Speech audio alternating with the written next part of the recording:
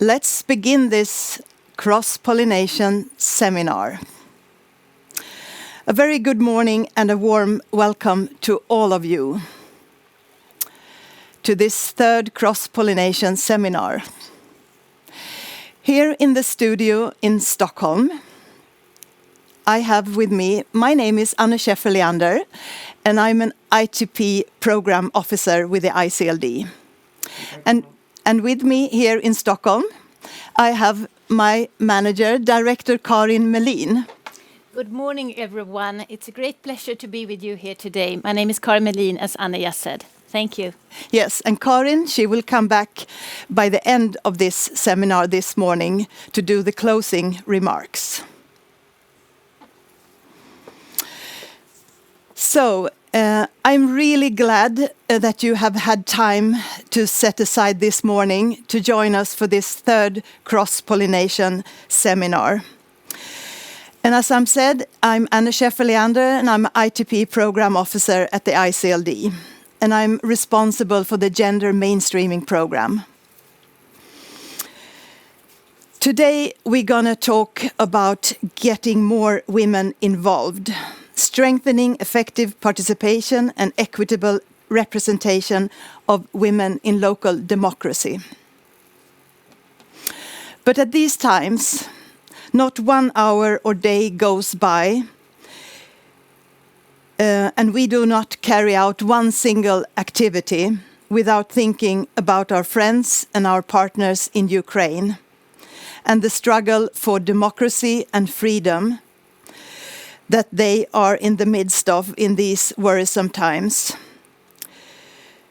And especially how it affects women and children and the most vulnerable in society. But this situation also makes it important as ever to carry out a cross-pollination like this. And as some of you are still getting logged on, I know that there was about 75 to 80 participants registered for this seminar from somewhat 17 countries. I don't have the exact number right now, but the last time I looked, it was somewhat 40 or 50 participants already with us. And I'm really excited to see so many of you here this morning. And many of you most certainly also took part in the 2 seminars that we had last year, one in June and one in October. The first one on the topic gender responsive budgeting in June, and the second one in October on women's economic empowerment to curb gender-based violence. And this cross-pollination seminar series started with the objective to address challenges and emerging issues that local authorities were facing as an effect of the COVID-19 pandemic. And after this seminar today, we will continue with this series, but with the subject scope expanded to include other challenges and matters of interest faced by you in the local authorities and local democracies. Because we at ICLD, we think it's of great importance to facilitate continuous and structured learning and knowledge sharing and exchange of practical experience among all of you participants within ICLD activities. And this is something that we strive for at ICLD at all times. It's in the very DNA at ICLD. And I dare to say that all of us gathered here today, we know that we need to defend democracy every day at all times. And these days, these last couple of weeks, it's been more than painfully evident. ICLD is in favor for and believe that the solution to complex challenges like poverty and lack of equality and lack of respect for human rights is by strengthening and improve democratic dialogue and partnerships. And the painful truth is that more people currently live in countries with authoritarian tendencies than people live in democratic countries. Only 14% lives today in what is defined as full democracy countries. And this negative trend must be reversed if we should be able to tackle the many global challenges that we are facing. And this goes for gender equality too. I believe that goal number 5 is the most important of the SDG goals, since it cuts across everything that we need to do together, both as women and men, in order to reach our goals. And in all my encounters with you as governmental officials and politicians, as ITP participants and as alumni these last few years, you have stated how urgent it is to engage and address concrete gender inequalities, like the rise in gender-based violence and teenage pregnancies and economic distress. But at the core, we need to fix a system that is wrong from the beginning. And this part is a structural problem, and we need to deal with it and address it as a structural problem. And I just want to end with something that I recently came across. I recently read a debate article that referred to the December 2020 issue from the Harvard Business Review. And in that issue, 2 researchers wrote that based on the result of a leadership competence assessment that they had made with 60,000 leaders before the pandemic, and I quote, "Women were rated better leaders by those who worked with them compared to men." And then during the COVID-19 crisis in 2020, these 2 same researchers did another round of assessment of 820 leaders. And then yet the result was, and I quote once again, "Consistent with our pre-pandemic analysis, we found that women were rated significantly more positively than men. The gap between men and women in the pandemic is even larger than previously measured, possibly indicating that women tend to perform better in crisis." So, the fact remains that women leaders are in minority. And that is the fundamental question for today's seminar: how to get women more involved. So, that said for now, I would like to continue and really go into this seminar. And as always, when we are at these Cross Pollination seminars, to my help, and a very good help, as always, with me in Kampala and with me in Georgia, Tbilisi, I have 2 phenomenal program mentors, Joseph Osia and Anna Kebadze. And the ones of you who have been with us before, you know these 2 great national mentors in our training programs very well. So let me introduce to you Anna Kebadze and Joseph Osia, and I would like to have them pinned so I could talk to them especially. Good morning from Georgia. I'm so glad to be here today, and it's an honor to co-facilitate this seminar together with you, Anna, and together with you, Joe. Perfect. That we'll be discussing today effective participation and equitable representation of women in local democracy. And I very much look forward to our very interesting discussions. Perfect. And as I said, Anna is a mentor in our human rights-based approach program, but Anna is also a capacity development expert at the UNDP in Georgia. And Anna brings over 10 years of professional experience in the Agency of Human Rights. And at Anna's side, we also have Joseph Osia. And Joseph Osia is a mentor in our gender mainstreaming program. So Joseph is a mentor in the program that I'm in charge of. Joseph is also a gender governance and communication expert with over 25 years of experience in the field of providing leadership and support to civil society and the development sector. Welcome this morning, Joseph. Thank you very much, Anne. Good morning to everybody participating from all over the world, from sunny Kampala. We have great weather here and great anticipation for this seminar. We're very happy to have all of you here. I know you are gender champions, you're democracy champions, and ready and eager to learn, as well as be part of the exchange of experiences.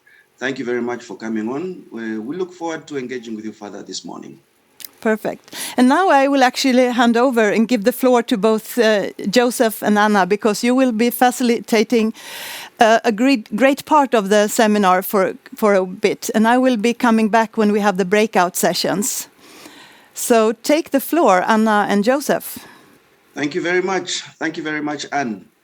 And once again, welcome to everybody. This is our third seminar.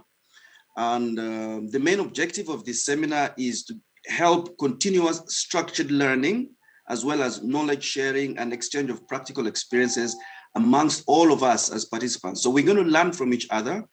At the same time, the success of this seminar depends on you being able to internalize the information from our panel of experts and be able to exchange your experiences with others so that we can both learn from each other.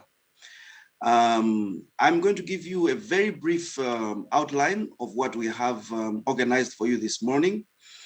Our seminar is organized in 4 sessions. The first session is the introduction and an overview, which we are doing right now. And the second one is going to be an interesting, super interesting panel discussion. The panel is composed of 4 distinguished ladies who have fantastic careers. We have experts from Europe, that is Serbia and Albania, and we will introduce them to you further in detail. And we also have Africa represented from Kenya and from Tanzania. I can assure you this is going to be an animated panel discussion because all of the panelists are experts in their field and they have extremely passionate views about the topic that they're going to be discussing. Our next session is presentations and cross pollination. What do you mean?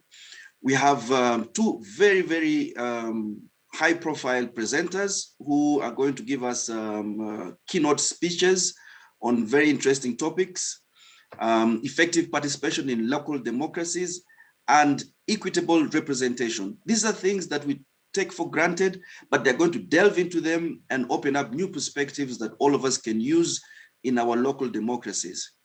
And within this session, we are going to have opportunities for cross-pollination, meaning that the participants will be able to go into breakout rooms, have discussions, questions, and have discussions amongst themselves. And later on, we will be able to discuss your views, discuss the outcome from those breakout rooms together in plenary. We will have question and answer sessions for our experts where you'll be able to question the issues that you have issues about. You'll be able to present to them and hear from our experts what they think about your questions. After that, we will have the final session, which will be the keynote address. And this is essentially our closing remarks and our vote of thanks. I can assure you that this is going to be very, very packed. So in between there, we will have a break where you can be part of our activity. We'll have a small activity to help you rejuvenate your mental juices and refresh your mind so that every subsequent session from there on will be, you'll be fresh enough to take it on. So in short, that is our brief program outline, and I will hand over to Anna, who will take us forward for the introductions of our panel. Thank you very much. Thank you very much, Joe. I think now it is time to start a panel discussion with the 4 women leaders from 4 different countries. And these are exceptional panelists that we have today. And we're grateful that they had time to join us for today's discussion, More Urgency, More Agency, Building Inclusive, Equitable, and Resilient Local Democracies. I'd like to present Ms. Rajka Vujovic, who is member of the Social Democratic Party at the Assembly of Vojvodina province from Serbia, Ms. Nuria Amondi Okech, who is also a member of County Assembly in Homa Bay County, Kenya, Dr. Victoria Lihiru, academician and women's political participation and leadership expert from Tanzania. And we will hear more from Victoria during our next session for the presentation. And Ms. Romina Kuko, she is a Deputy Interior Minister and a Chairperson of Tirana Municipal Council from Albania. Good morning and welcome to our panel discussion. We'd like to have panelists pinned so all participants will see our panelists. We will have 2 minutes for each question, and our participants will have also an opportunity to ask questions to our panelists. You can do so through chat, so you can post your question in chat, or after the initial discussion, you can also raise your hand and ask a question to our panelists. So let me start with the first question, and let me start with you, Romina. We know that women's political inclusion is promoted as a strategy for creating inclusive political institutions and attaining gender justice. And the number of women at all levels of government, and national government and local government, is rising around the world. And these can be because of the affirmative actions, for instance, used by the countries like gender quotas, or also because of creation of participatory spaces. However, easing the access of women into political spaces does not automatically lead us to the promotion of gender equity concerns in policy making. And we see that even though all countries recognize the women's right to participate in political processes, women do not have enough influence on the political processes that affect them and their families and their societies. And we see also that women around the world are still remarkably powerless to drive the agenda in national and local decision-making bodies. And this is sometimes very much visible during the times of crisis, like we see the developments in Europe following the Russia's invasion in Ukraine. We do not really see women prominently represented across all decision-making platforms on either side. So even in 2022, it seems that women are still struggling to have a real voice, and they are largely ignored or excluded from impacting political processes. Do you agree that this is the case? You yourself hold high political position both in national government and local government. So what, in your opinion, are the key factors to the current state, and how can we address this? Thank you, Anna, for your question. Good morning, everyone. I'm really very happy to see a lot of friends and colleagues from all over the world that actually are gathered today to discuss a very sensitive issue. And actually, this is a very timely moment. Before we were discussing about holding, let's say, about participating in this very important event, the Ukraine war, because it is a war, it's not a crisis, we have to say that, wasn't happening yet. I mean, we couldn't foresee that could be such an invasion.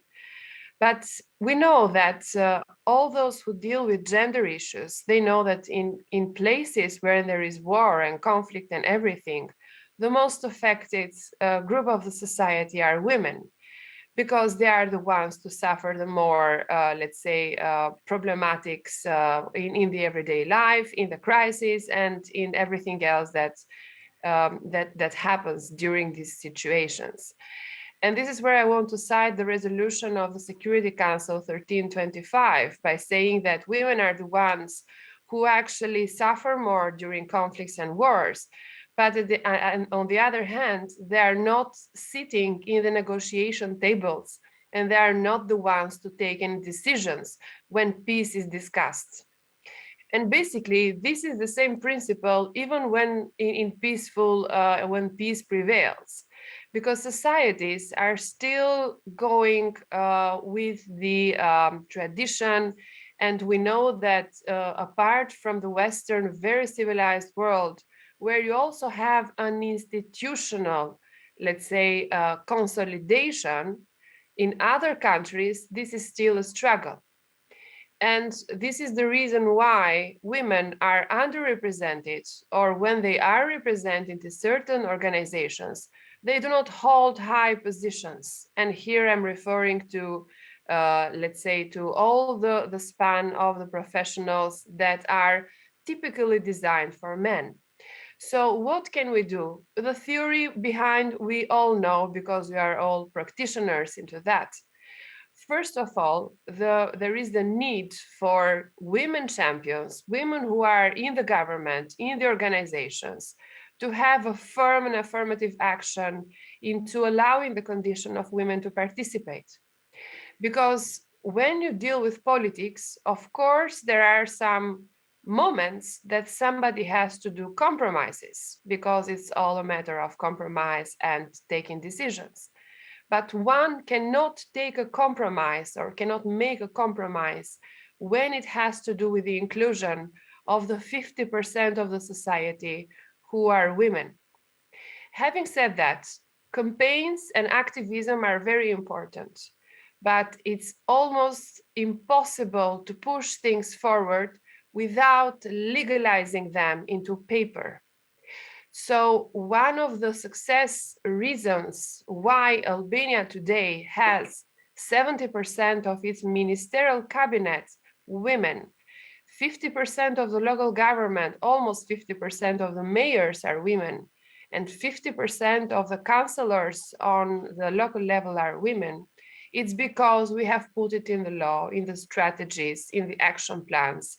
There are actually fines which are administered by the elections committee body, that if the election doesn't follow a formula or let's say the quota, then the political party is penalized. I know that some of you might not agree that quotas work because it's a positive discrimination. But we need, in the very beginning of opening up the path and the reform, we need this positive discrimination. Otherwise, there are not going to be any kind of models or any kind of possibility to demonstrate what women can do. And this Thank you so much. Thank you so much, Romina. We will also further discuss what are the ways to actually address the issues that you have just discussed. I would like to also ask Nuria. Nuria, do you think that what has been said, that campaign and activism can be actually a good way to address those issues, just not to have only sit at the table for women, but an actual power to influence the political decisions? Thank you. I do believe that, you know, the start of getting women at the table has to do with campaigns and activism, but the actualization of it has to be very targeted and very well planned, because we spend a lot of energy and time and resources putting together good documents, attending, you know, several conferences. I would rather, if we want to target resources into getting women, especially into political leadership, invest in those women where they need investment going. For example, the women who are vying for political seats, why don't we move them away from the trainings in the conferences, in hotels? Why don't we get those? Why don't we elimination at the people who think that they need to see you 100 times before they make a decision to vote for you? So we need to just shift from activism to making real, actual investments, in my opinion, because I'm going through this right now. I have actually stopped going for conferences and hotel meetings I am asking everybody who is interested to calm down and invest in me and invest in my infrastructure where I am vying, because that will get me elected. Then I can be the voice affirmatively in parliament. That's where we need my voice, not in hotels and conferences, not in doing PowerPoints. Yes, thank you. Thank you so much, Nuria. Raika, what do you think can be done by the gender champions like yourself to address these problems? Nuria has suggested some measures, and Romina has suggested some measures. So, what it is for gender champions like yourself to do in this process?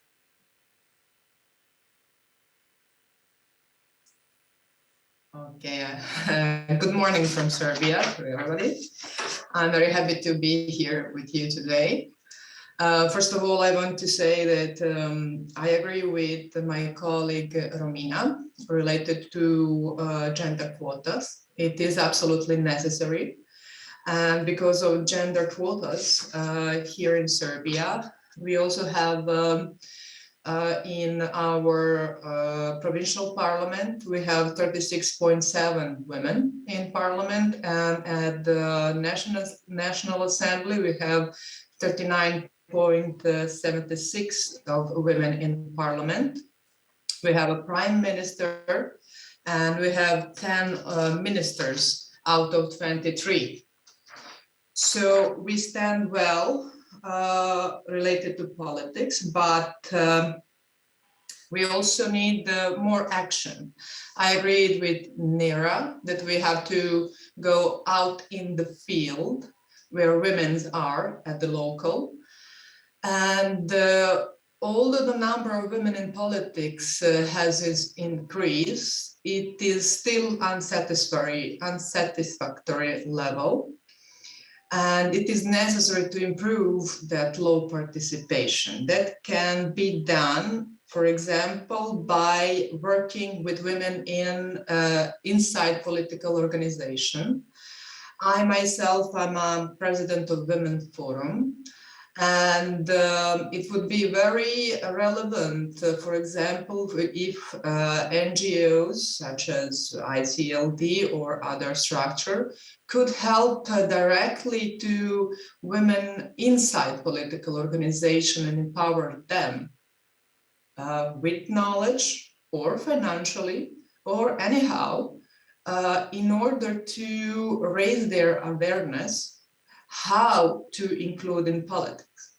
That is inside political, no matter which political organization, every political party should strengthen women inside political organization. I think that can contribute in contributing in women leadership. And we also have, actually it's my experience, we have very high prejudice among women in countryside. It is for them. I myself, I'm coming from a Vojvodina countryside, and it is like women at the countryside feel like it's almost embarrassing to be part of the politics. And it is transferred from generation to generation that it is not women's place, especially in rural areas, to step into politics. So we need action. Yes, I think that women like you actually serve as a good role models for the women to change this perception and change the attitudes towards the women who actively engage in politics. I'd like to ask you, Victoria, to add your position to this debate, and also from the perspective of academician, what are the structures and frameworks that actually support this system, actually support women to be more involved?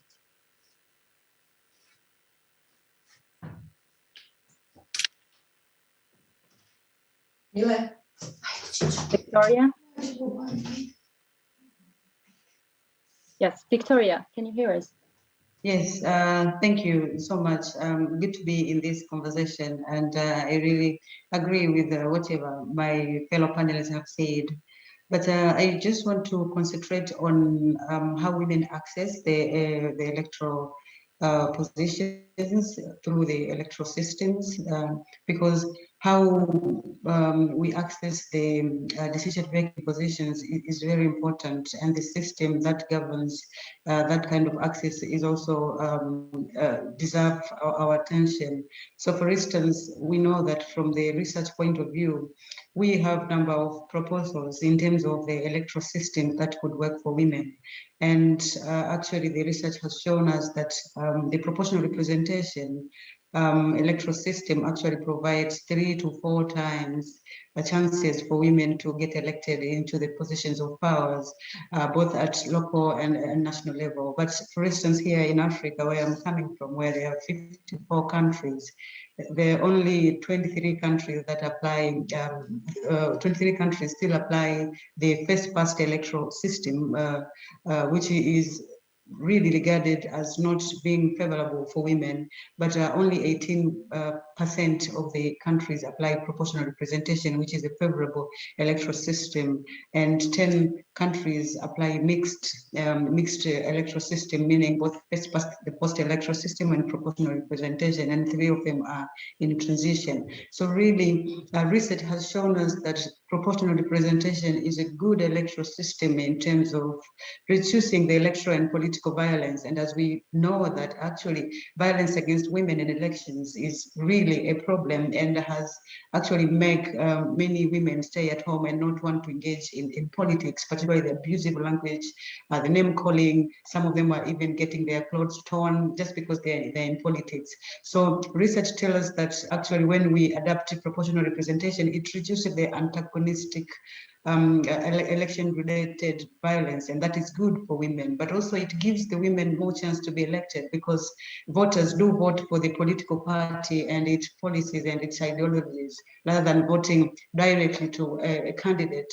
And that reduces bias and prejudice that voters have on women as candidates, and that increases their chance to be elected, especially when it is coupled with zebra system where the political parties are being forced to alternate the names of men and women in their party list. So really, the proportional representation is not only good for women, it's good for inclusion of everyone else, including even the women with disabilities and those in far peripherals. But also it's very good in terms of increasing the democracy within the political parties. And it's also good in terms of increasing the voter turnout.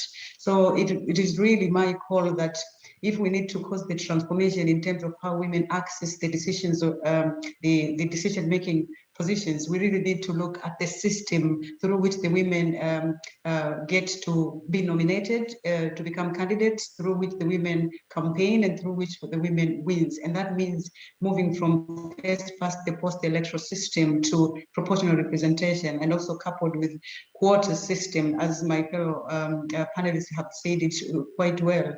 But maybe just to add on the quota system is the fact that reserved seats, research has shown us that we need to move away from reserved seats and to have quotas in terms of the candidates that political parties are supposed to put up.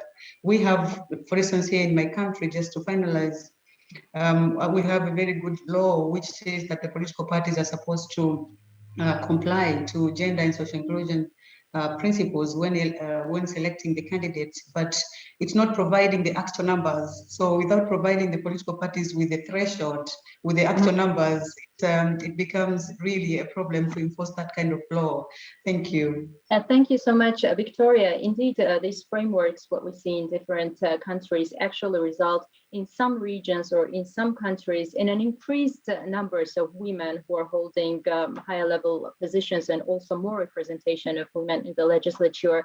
But still, can we assess the current situation as not enough and not fast enough?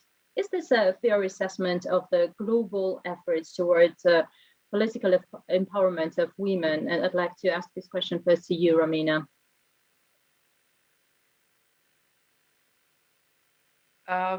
I can say that it's never enough and it's never fast enough, because it's not just a matter of participation. It's a whole complete cycle. And here I'm talking not only just for participation, I'm talking for the equal pay. I'm talking about the equal possibilities and the possibilities to participate not only in the political life, but in sectors of the economy where women can definitely push themselves forward, like being entrepreneurs or being police officers or peacekeeping, let's say, negotiators. So I think that globally, and I very much agree with my colleague Neria regarding hotel participations, conferences, seminars, and everything else.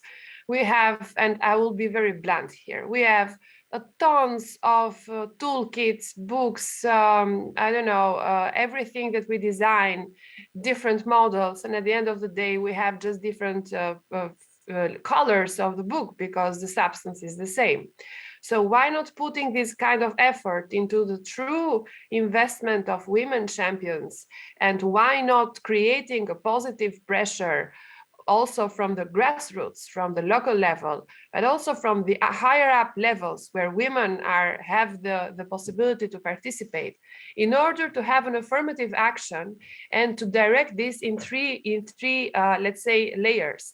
First of all, it will never be enough for me to stress the importance of the legal aspect, because we have to write it in stone. Everything that is not written in a document doesn't have the chance to survive. We are not saying that it will have the chance to be successful. We have quite many laws in the drawers, but it can have a good chance to survive. Secondly, truly empower women, not teaching women and not showing to women how it is done, but actually empowering them into doing that. And we can do that from the teenage, we can do that from the student life, and of course, according to the path of their lives. And third is the protection, because we have to protect this kind of investment.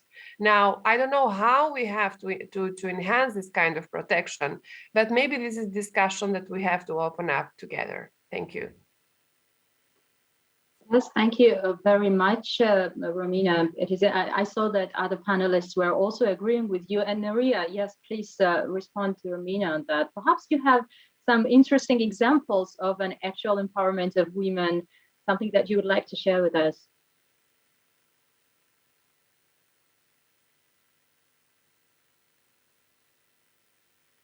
Please unmute yourself. There. Thank you. So I think I hear how it is important to get women from the ground up, and I'm actually one of those women who are trying to build from that ground up to get to national leadership. And I can tell you, it is very important for us women to realize that there are several women in many countries that have been able to conquer. You know, when a woman conquers, it means that they have identified a format or a formula to be able to rise and get to that. When we say 10%, those women have done something right. So I think when we get stuck on, you know, how do we go past the 10, can we use a model that includes the formula that has been used by the 10% to get us to the 30, 40, and 50%? Because I can give you the reality right now, because I'm an aspirant for political office. When it comes to decision making, a lot of men are in positions of power, especially in the mainstream of political parties, because we went with a strategy of having a youth league and having a women's league. So we kind of, you know, took ourselves away from that mainstream, forgetting that when it comes to decision making on who gets the ticket, it is the mainstream that decides who gets the political party ticket, who gets to be at the table. And more men sit at that mainstream. So it means that they will try to enforce democracy. There will be people banging their doors and causing so much, animosity and chaos by saying, why do you want to favor the women? And yet some of them have successfully, come into this space and they have made it. Why can't the others use the same formula? Why can't they go the same route? So it's playing devil's advocate, but also knowing that, for example, in many African countries, and Kenya included, people respect somebody who has resources to go to them and campaign and overwhelm the opponent. If you want women to win in such an environment, then you need to be willing to invest in the kind of infrastructure and resources that are necessary to get them to be heard, to be seen, to be voted.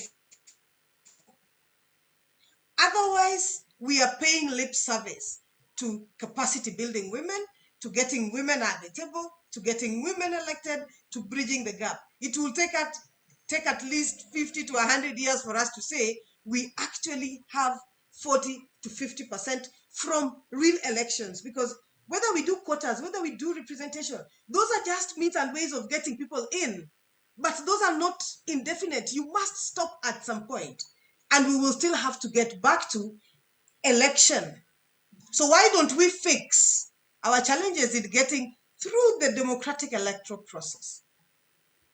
And we will have it done. Thank you.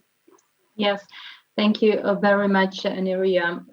Very interesting points raised indeed, and I'm very sure that all of you will be contributing to the actual empowerment of women in your own countries. And as we see, as you have discussed, yes, the world has done, and we are a little ahead in, we have some steps forward in terms of bringing women in politics or increasing the number. But as you said, now we need to shift our focus on an actual empowerment, actual influence of women on the political processes. And now I'd like also to hear from our participants, what are the questions to you? And I would like to invite our participants to raise their hand to ask the question to our panelists. Or do we have some questions in chat already, Joe? I'd like Joe to help me in the Q&A session. The panelists have been excellent. They've been very passionate. We haven't yet got the chat questions going.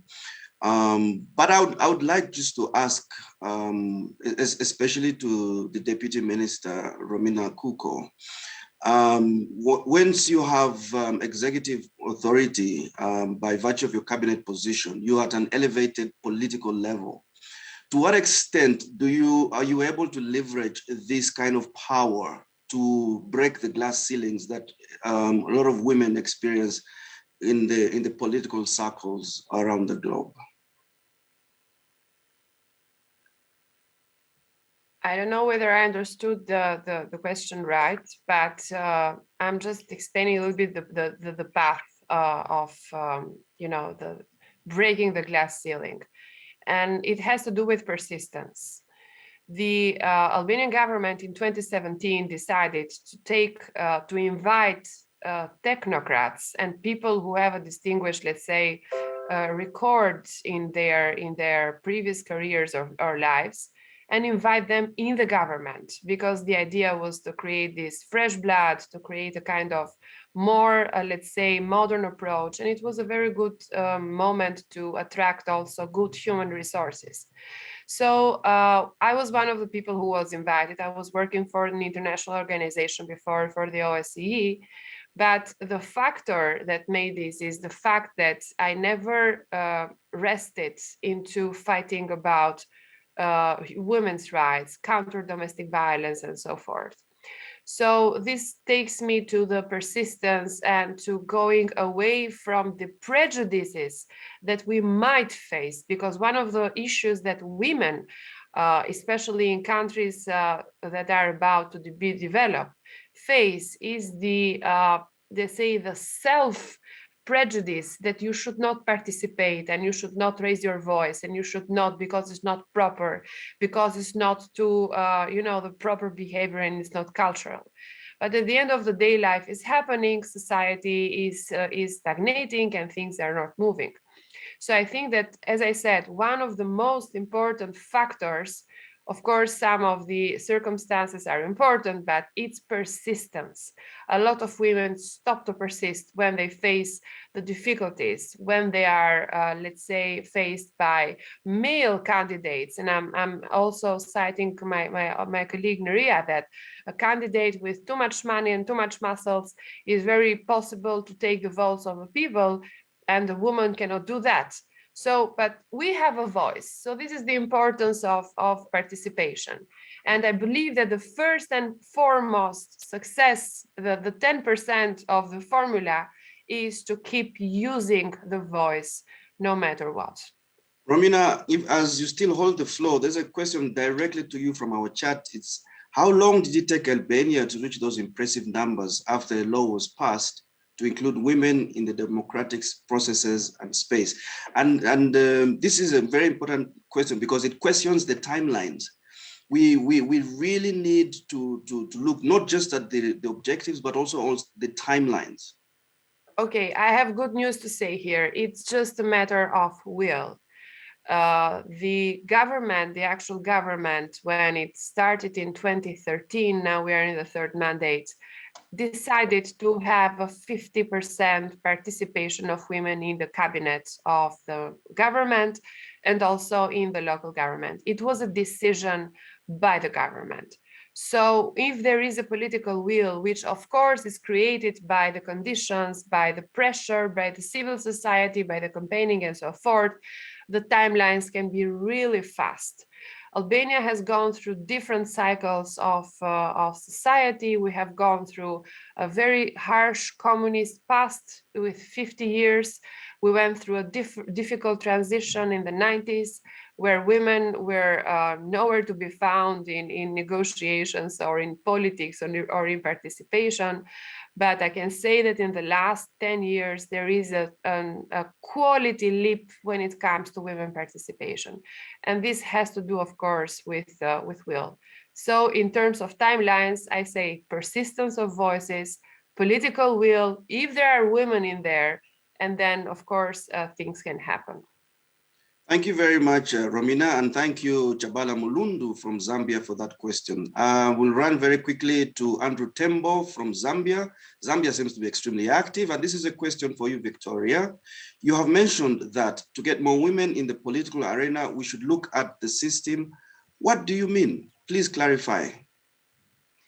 Thank you very much, Shaba, for that question. When I was talking about the system through which women get to power, I was talking about the electoral system, meaning the system that determines how both men and women are nominated as candidates, how they campaign, and how they are voted for, and how those votes are translated into seats. And I mentioned that there are three prominent electoral systems being applied in the world. One being the first past the post-electoral system, in which one person in one constituency wins, but also there's proportional representation where you find that in one constituency there more members can win from that constituency. So I was saying that the proportional representation is more friendly for women because it makes the voters to vote for a political party and not to go into an individual who is contesting, and therefore helping in reducing the bias and prejudice that is faced by the voters when they have a decision to either vote for a man or for a woman. So according to research, it has been proved that actually countries that have applied proportional representation in the electoral system, they have more women in local government authorities, they have more women in the national parliaments, and they have better democracy within the political parties. And also they tend to have lower levels of electoral violences, including the violence against women in politics and elections. So I was really referring to the electoral system because this is the major access issue, how the countries are really practicing entries into the electoral positions. Yeah. Thank you very much, Victoria. And it's interesting that you mentioned that because earlier Neria had said, it is time to move from boardroom activism into the grassroots investments. Isn't this, Neria, a statement of no confidence in the policy frameworks, in the ability of progressive policy frameworks to move us from the place where we are to the aspirational state where we have an equal participation of women? I can give you a very good example in Kenya. Our constitution says that we must have a minimum of at least, 2/3 representation of either gender. It cannot exceed that number, right? It is in law. But what happens in reality? Our own National Assembly, as constituted now, is illegal. It's unconstitutional because it doesn't meet that threshold, because we have fewer numbers of women. So For me, where I sit is you can have laws, but there is also the component of implementation of those laws. There are countries that are very good with implementing their laws. Like Romina says, they implemented their laws. Rwanda has implemented those laws, but there are countries that will not implement those laws. And it also starts from the legislators themselves. I tell you that even female legislators were not present in our National Assembly to meet the quorum to even discuss the 2/3 gender rule when they brought it as a bill before the House. So it's a matter of priority for implementation. But if that fails, if you cannot even trust the people that are sitting in that house, then you need to bring the people who are not in that house into the house. And that's why people like myself want to go into that house, because we care about other women coming alongside.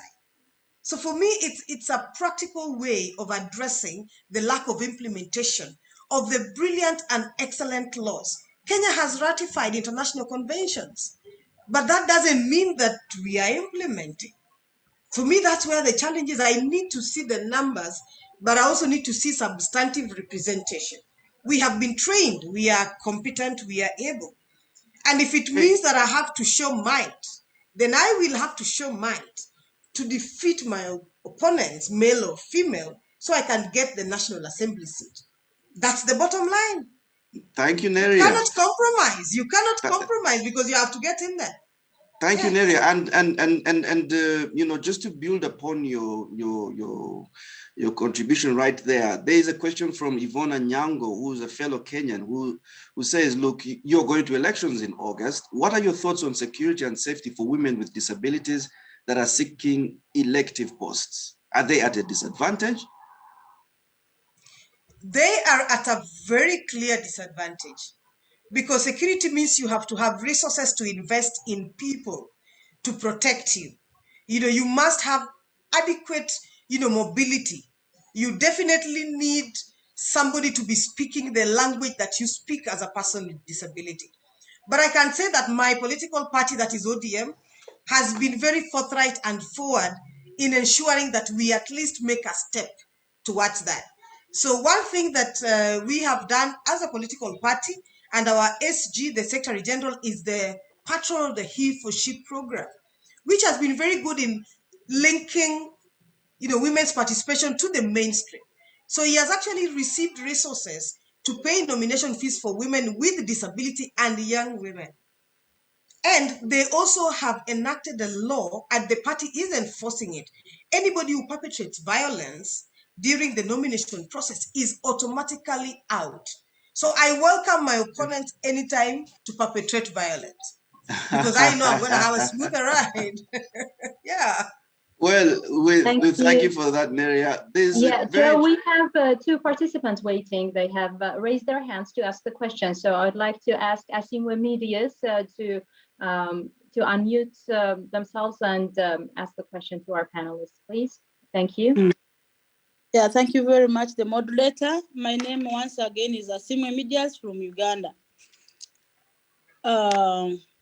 My challenge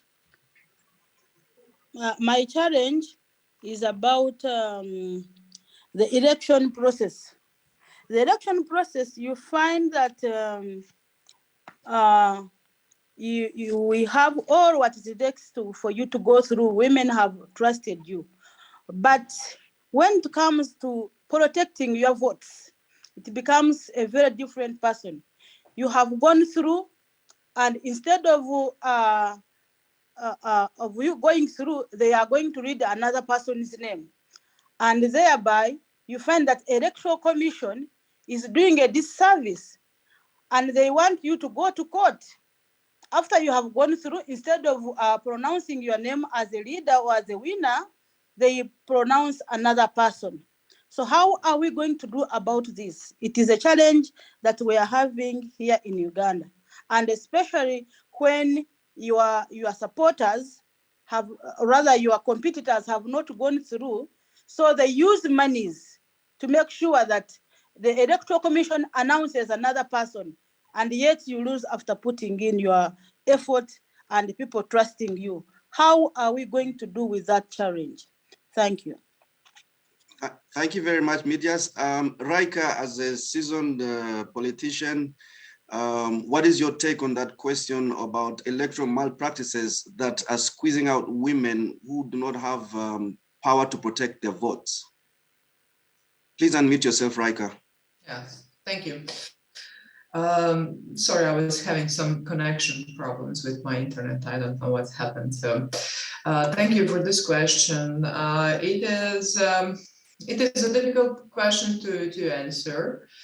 Especially because I live in a totally different country and I cannot relate that much as much maybe someone from like my friend Victoria or Nera. But if I understood well, it is a matter of how to improve women in electoral system. I think I can say here that I would raise here solidarity among women.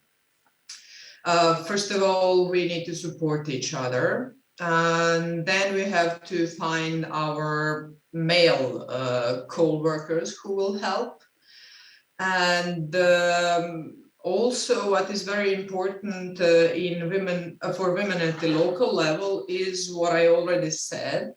We need to educate them, not educate them because they lack of knowledge, but because they lack information how to fight when elections come. So we need to inform them and to give them practical solutions. We can do that only through dialogue and through NGOs that have power to empower those women. Thank you so much, Raika. We have another question from Uganda. Fardosa Ahmed, please unmute yourself. Yeah, thank you so much for giving me the opportunity. I'm called Fardosa Ahmed. I come from Uganda. I'm a district councillor and a deputy speaker. My question is to everyone who just presented. So women are still laid back because they know that running for office actually comes with a lot of challenges. And one of the challenges being financial capacity to run for the campaigns, there's sexual harassment, there are cultural norms and all that. So how can we give women the confidence to participate in the democracy of their countries, for example, by running for office when we have all these challenges in place?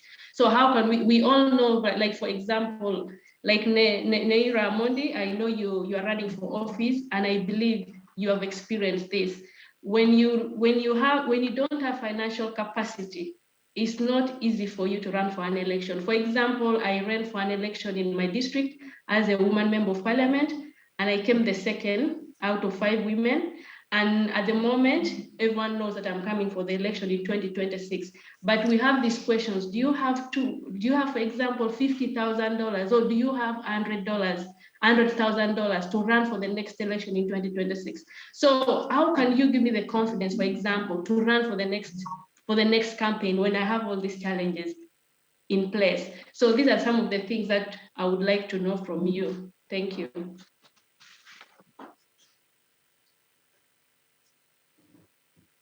Thank you, Fardosa. It's an open question. Where do the resource constraints place women, and how can those be overcome? Who would like to take this on?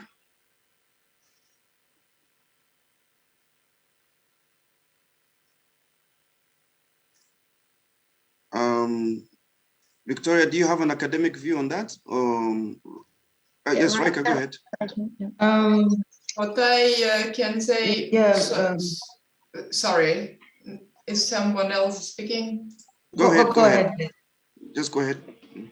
Okay, so what can we do in our campaign without money? I also don't have money to campaign when I run for in politics. What I do is just simply by speaking with women. I speak with women, I go on field, I go in villages, I visit my friends, I visit my colleagues, I organize public debates, I organize the public debates and include as much as possible people. And also what is very important for me is a good and fair relations and collaboration with media. There is plenty of journalists, especially women journalists, who will tell a story about you. So what you need to do is just to reach them and tell them your story. So that's my way. Thank you, Raika. Maybe we can have a 1-minute response from Victoria and one from Romina. Thank you. Thank you so much for that question. It's very important because actually finances are everything in terms of facilitating women to get into the positions of power. Actually, the experience from my country shows that there's an equal distribution of what political parties get as part of their subsidy from the government. So you find that these political parties are entitled to get a certain amount of money which they use to run their political parties, and part of that money is actually supposed to use to support the candidates from those political parties. But the cry of the women from those political parties is that they have not been getting equal distribution or substantive distribution from the political parties from the subsidies that are coming from the government. But so it's very important to regulate the political parties and the use of subsidies to ensure that such money is, because it's the taxpayers' money, how it's being used within the political parties is beneficial to women and female and male candidates. That is one. But secondly, again, drawing experience from my country, we have what is called the Election Expenses Act. And this is the law that puts limitations in terms of what candidates can use as campaign money, being it at the local level, at the national level, different candidates contesting for different positions. They have different limitations in terms of the monies that they can use during the elections. But the problem has been in terms of how those laws are adhered to and how they're being enforced. At the end of the day, you find that there's still influence of money, and there's still some of the candidates exceed the limits, and the law and also authorities are not taking the required measures to bring those the wrongdoers into justice. So I think there's an importance to regulate how political parties use the subsidies they get from the government, but also the elections the elections expenses related laws need to have strong measures to ensure that they're being complied to, and whenever there is a diversion, then person responsible is held accountable. Thank you, Victoria. We have so many questions coming in. Maybe let's have a quick response from Romina. I'll be very brief, just to cite you the way our electoral code is designed, and it went through different reforms, actually. The electoral code has harshly criminalized the vote selling and the vote buying. So I think that the money element has to do with the influence that some actors play with the vote selling and the vote buying. Because otherwise a woman, of course, and I agree very much with Raika, has a lot of ways to go to the public, to the constituents, to talk to them. Today we live in a time of the social media, we live in a time of the big mainstream of the messaging. So pretty much you don't need to have a very large amount of money to go and travel around to meet people, because your message can reach them across that. So we have to differentiate that. But when it comes to, as I said, to the empowering of women for funds, I don't know how your system is, but we do have the possibility of donations, with the condition that the donations should be transparent. There is a separate bank account which is opened by the candidate. This is an obligation just for the time of the campaign. And then when the campaign is over, the bank account is closed, and the candidate has to do full transparency in the Central Committee of Elections. So I think that this is a very good instrument and tool to raise funds from the people and from constituents, at least to do the let's say the necessary activities on the ground. But I repeat that nowadays we live in a time where we have many ways to push our messages through. And at the end of the day, people are very much attracted by ideas. There is nothing compared to ideas when it comes to buying votes and anything else. Thank you. Thank you, Romina. We have several people with their hands up, but there's one chat question from Ruby Chandra in Zambia, still to you, Romina, and she's asking, how can we make sure gender mainstreaming is implemented in political party manifestos? First of all, it's really important that women who are already part of the political party, and I don't think that there is a party without the participation of women, that's a utopian. Those women should definitely push forward that for statutory changes in the party status. And here I'm talking not just for the manifesto. The manifesto is the main idea what the party stands for. I'm talking about the statutory changes, about the way the party functions. And I like very much the idea of the mainstreaming and the women's forums, because sometimes women are put into this women's forum and they can do whatever they wish. And this is the same for the youth. But basically changes happen in the main table, which means that there should be pressure for statutory changes in the status of the party, in the organizational aspect of the party, so that women can be mainstreamed. I'm giving you an example. The most little cell of the Socialist Party in Albania, we call it the Socialist Organization, and it's organized in neighborhood, territory. In our recent statutory changes, we have a co-chairing by a man and a woman of this organization. Otherwise, it will not be considered a territorial organization of the party. So either the people who lead it should go, or we have to redo that. So there should be pressure, as I said, and a lot of insistence when it comes to changes in the status, but also structural changes. Thank you. Thank you very much, Romina. We have so many questions remaining, and I understand the interest from our participants, but we can take only one last question from Kizito Leviticus that has been waiting for quite a while already. Please unmute yourself, and if you could be please very brief in your question. Thank you. Kizito. Thank you so much.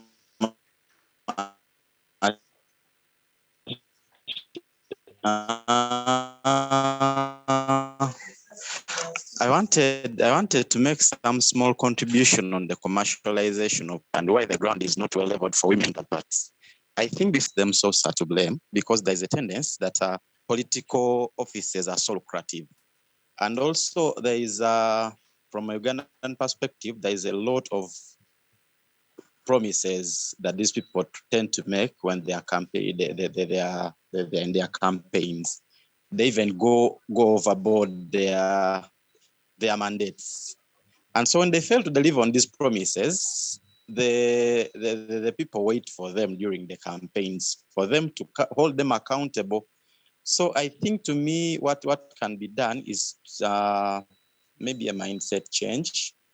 When we go back to the roots, and people are sensitized on their roles and mandates, and the politicians play their roles as well, the ground will be leveled. But if the examples that are being exhibited, even from the top political heads, if you see a head of party, a party president moving with sacks of money, it really shows that there is money, and you're sending these people to make money, and when they fail to deliver on their promises, a common man is left with no option. And this at the end holds out people with the capabilities, and the people who have the money to buy votes, I should call it buying votes, is the one that go through, and we have ended up with half-baked politicians.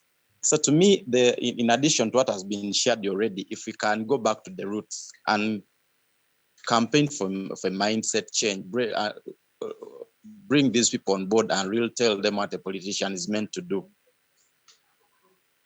Yes. Thank you so much. Thank you for sharing your opinion with us. We are very sorry that we cannot further answer the questions that is in chat, but we are continuing our program with two very interesting expert sessions that will be followed with the breakout room discussions and also question and answer sessions. So perhaps we will also further discuss these questions during the two other sessions. I'd like to thank you very much, dear panelists. It's been an honor to have you today with us for this discussion. I think we have discussed very, very interesting points, and bringing your examples and the examples of your countries has been very valuable to our discussion today. So thank you very much. Now yes, Romina, you. Thank you very much. I wish you all to first of all to all be well, because we are still in COVID times, to be successful and never give up. Thank you very much. Thank you. Thank you very much from me also. I'm very happy that I met you all. I look forward if we can connect on social media, and I will be very happy to stay in touch with my colleague panelists for future works in collaboration. So please add me, find me, share contacts, Anna, please. Best. Thank you, Raika. And with this, I'd like to announce our next session. And actually, we are continuing with Dr. Victoria Lihiru, who will be presenting us about effective participation in local democracies, what has to be done to get there. We've heard from you, Victoria, already the main points, and I would like to briefly also highlight your achievements. Victoria teaches law at the Open University of Tanzania and also serves as the Secretariat for Development Partners Group Governance. And she specialized in regional integration, human rights, and constitutional law. And her interests are mostly in women's political participation and inclusive elections. So I will not take more time, and floor is yours, Victoria. Thank you very much. Very good to be here with very exciting participants. So it's my great honor to be able to deliver on the presentation titled Effective Participation in the Local Democracies, What Has to Be Done to Get There. I kind of have a content on what we're going to cover in this conversation. First of all, we are going to have a situation analysis, looking on how women in local democracies are faring in terms of the numbers, but also in terms of the quality. But I'm also going to share the strategies for increasing qualitative and substantive participation of women in local democracies. And also I'm going to take your questions and answers. And later on, we're going to have questions where we're going to go on breakout sessions, and we're going to have very good discussion there, and we'll come to present them in the plenary. In terms of the situation of women in the local democracies, about the numbers, actually what I need to say is that the subject of women participation in local democracy is kind of forgotten in the women political participation discourse. This is because most countries really do not have data in terms of how women are faring in the representation in their governance structure. For instance, here in Africa, with the available data, it tells us that women only makes 21% of the leaders in the local governance structures, and the rest of the seats are occupied by men. But also, it's clear that getting into the local governance structures requires one to go for elections and also being nominated by a particular political party or standing as an independent candidate.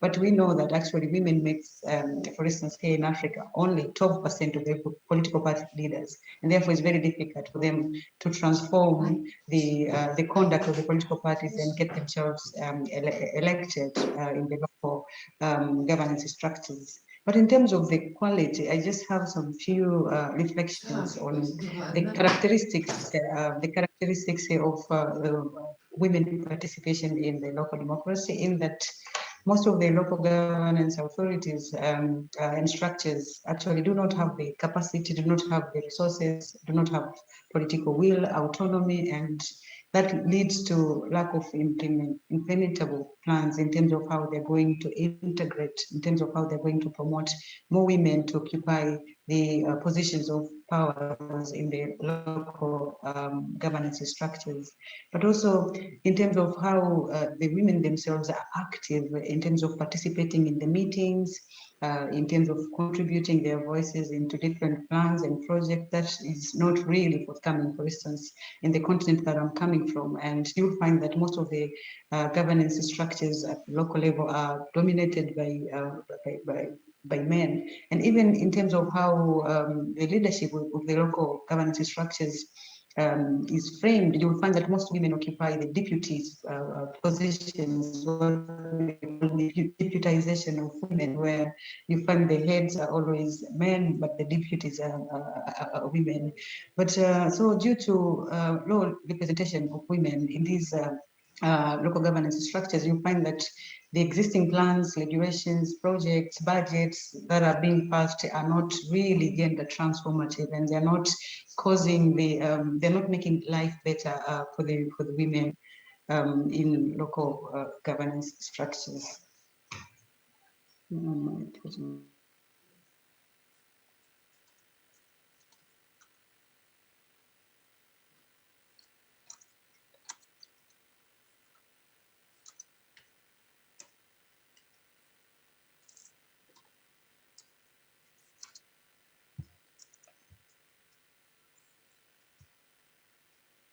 Hello, I can't see my, yes. Thank you. Yes, so I was explaining about the situation of the women in terms of the quality and in terms of how they're causing the transformation in the local democracies. I need to get this PowerPoint moving. It's not moving.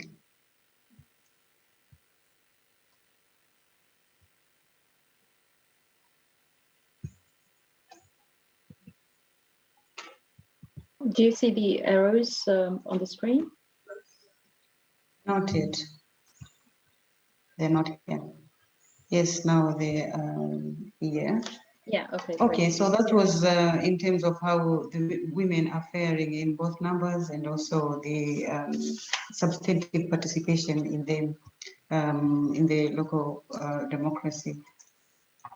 Now moving forward into the strategies for having more women participating in numbers, but also ensuring that there is meaningful participation and there is substantive participation of women in local democracies. I have a number of suggestions.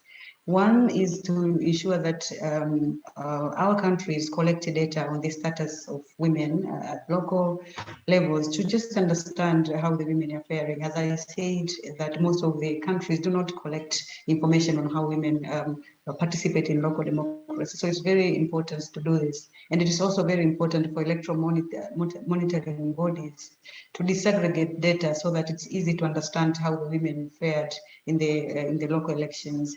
But we also need to invest in holistic transformation, in that we need to change the mindsets of the families. We need to change also how the education system, how the religious institutions are behaving, and to make them move away from the notion of who a woman or a man is and who girls and boys are, so that they provide equal opportunities and rights for both men and women to grow and thrive, and later on to be able to become better leaders in the local democracies.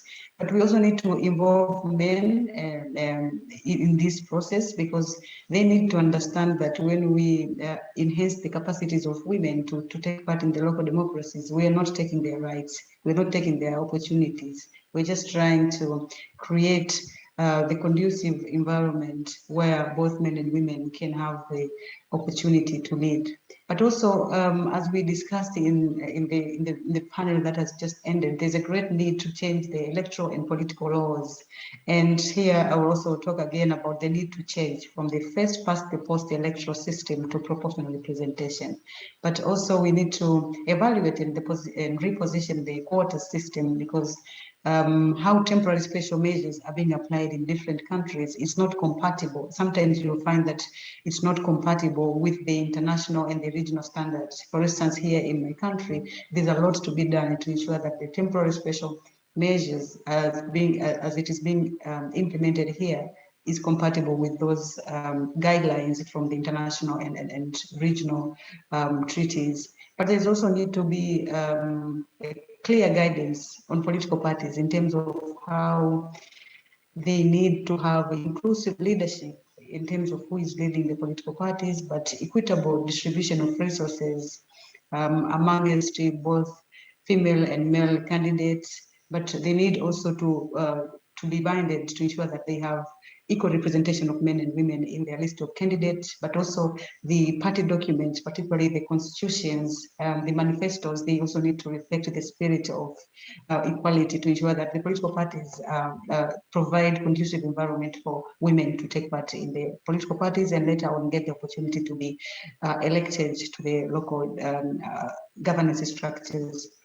In some of the countries, they deny independent candidates. For instance, here in Tanzania, independent candidates are not allowed. So it's good to allow independent candidates because it gives the women wide opportunity to choose either to go through the political parties or to stand as an independent candidate. But there's also a need to have gender responsible electoral management bodies, which at this point I'm going to explain in the coming slide. But before I move out of this slide is the need for the electoral and political laws to address violence against women in elections and politics, because we have found that this is one of the this is one of the challenges that actually discourages most of the women to stand for elections. But what do I mean when I say that we need to invest in ensuring that our electoral or elections management bodies are inclusive and they are in the position to deliver inclusive elections, in that we need to support them in that the face of election management bodies is also inclusive.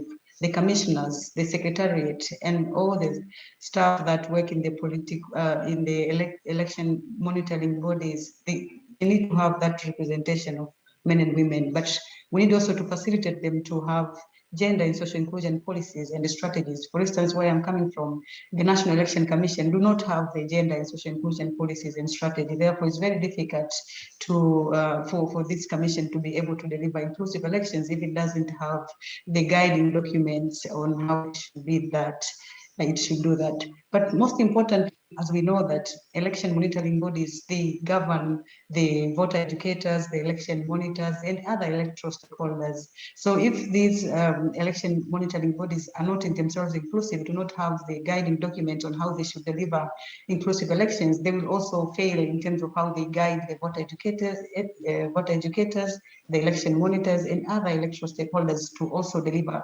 inclusive elections. But this great importance for election monitoring bodies to disaggregate the election information. For instance, you find that in the information that is being provided by these election monitoring bodies, it's not disaggregated. It's not known if the candidate is female or is male.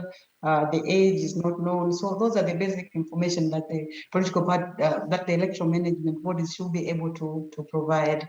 But also the election monitoring bodies, they need to engage with women's rights organizations so that they can get to understand what are the women issues when it comes to elections, when it comes to political participation, so that they can put the required measures to ensure that they deliver inclusive elections.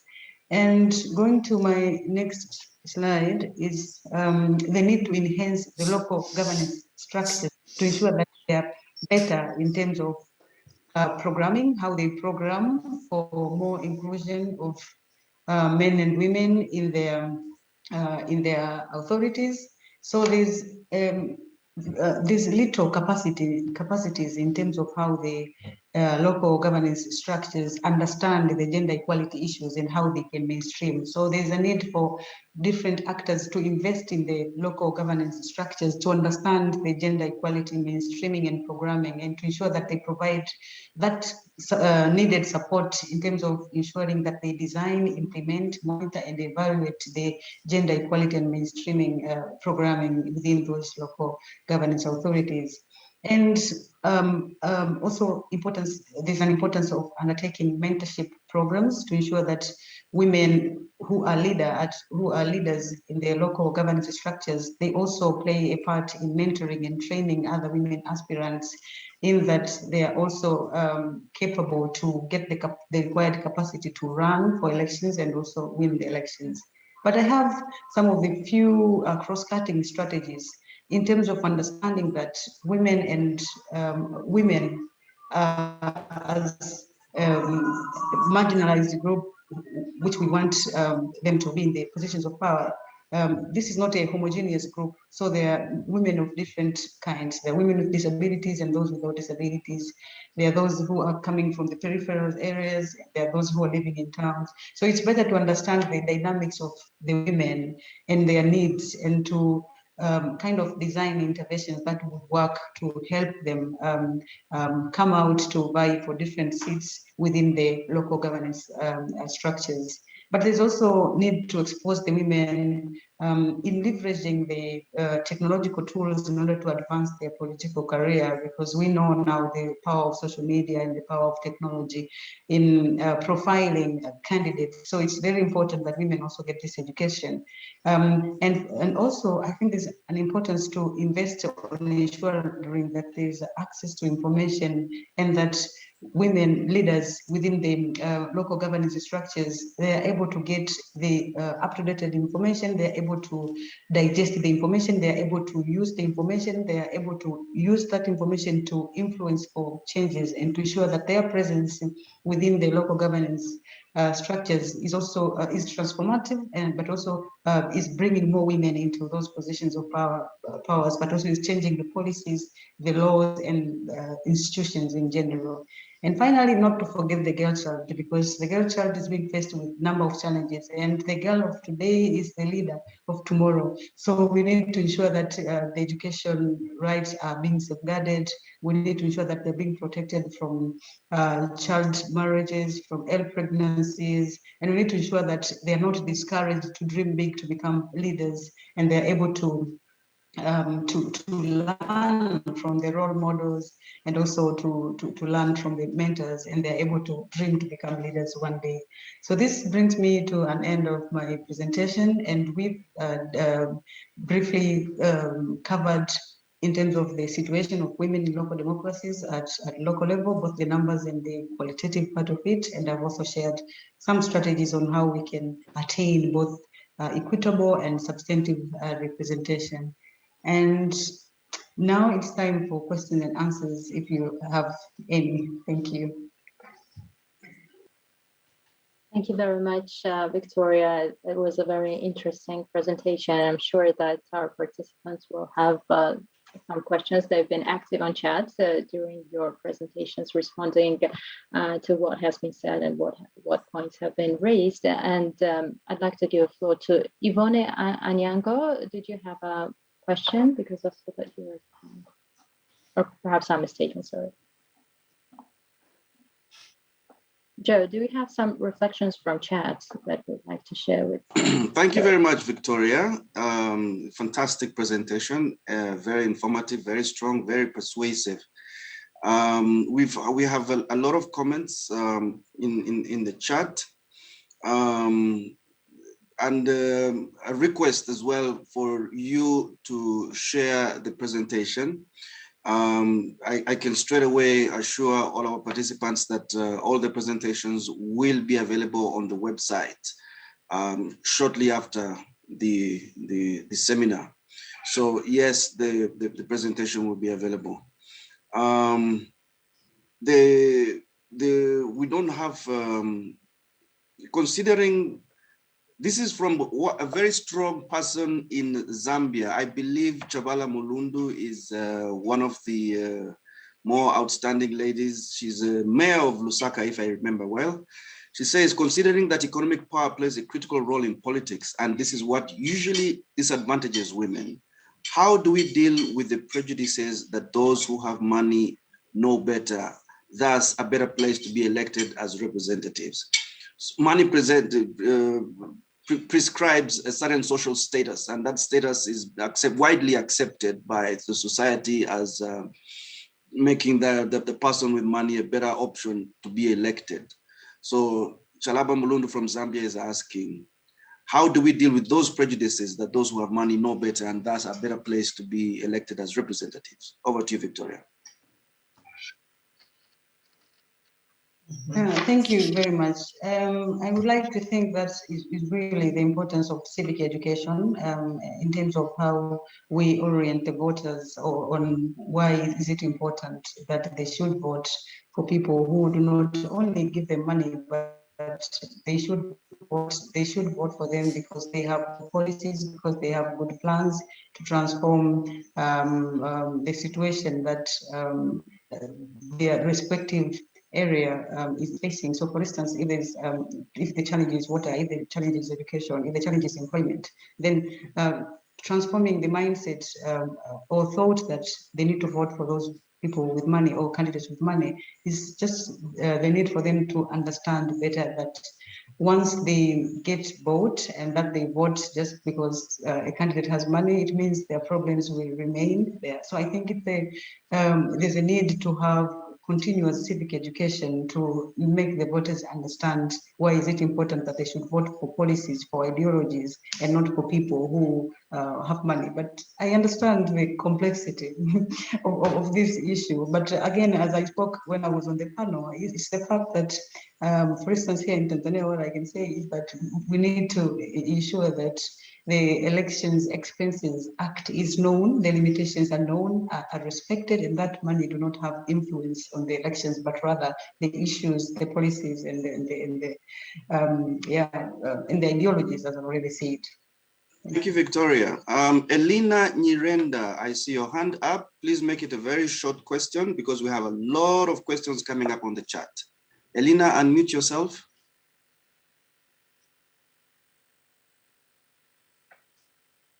Elena Nyirenda. Yes, I wanted to mention what Victoria just mentioned in her response. The trouble with our political situation in Africa is that politics have been, have been monetized. So people expect money for the vote that they give. If one does not have money to give out political regalia, we have chitenges here, especially in the situation with Zambia, we have t-shirts. A political party or a candidate who's seen not to have those things to sort of incentivize the voters is regarded as not really worth giving a vote for, which is a situation that is quite unfortunate. Because in this case, people have been left out who are better positioned to bring changes in terms of policies in the country and all that. So I think it also takes political will. Once a government is in place, there is need for more awareness creation on the importance of providing a vote based on one's potential to provide change in a certain community. And also the issue when it comes to, especially in rural areas, there is more need for awareness creation among women, and there's a strong need to change the mindset of women in rural areas, to change their cultural beliefs and all that. I think those that would come into play, especially organizations that work with empowering women or changing the views of women's position in various decision-making positions. They need to lobby, I think, for most of these organizations to not only work in cities, but branch out into rural areas to talk more to women about their potential, and also just give examples of women who have made it from the grassroots and have grown to positions of power. I think inspiring stories would help women take up such positions, because even if we had to put in laws that said political parties should take up women, 50% of positions should be taken up by women. If women are not willing to take up these positions, then the law is pointless, because women still remain men still remain dominant in this position. Women cannot be forced to take up these positions if they don't know the importance of them holding these particular positions. Thanks. Thank you, Elena. We would like participants to get involved, yes, but kindly make your questions or comments very, very short so that we can have other people participate a lot more. I understand that Kamsime McLean has a question. Kamsime McLean, kindly unmute yourself and ask the question. McLean? Kamsime McLean?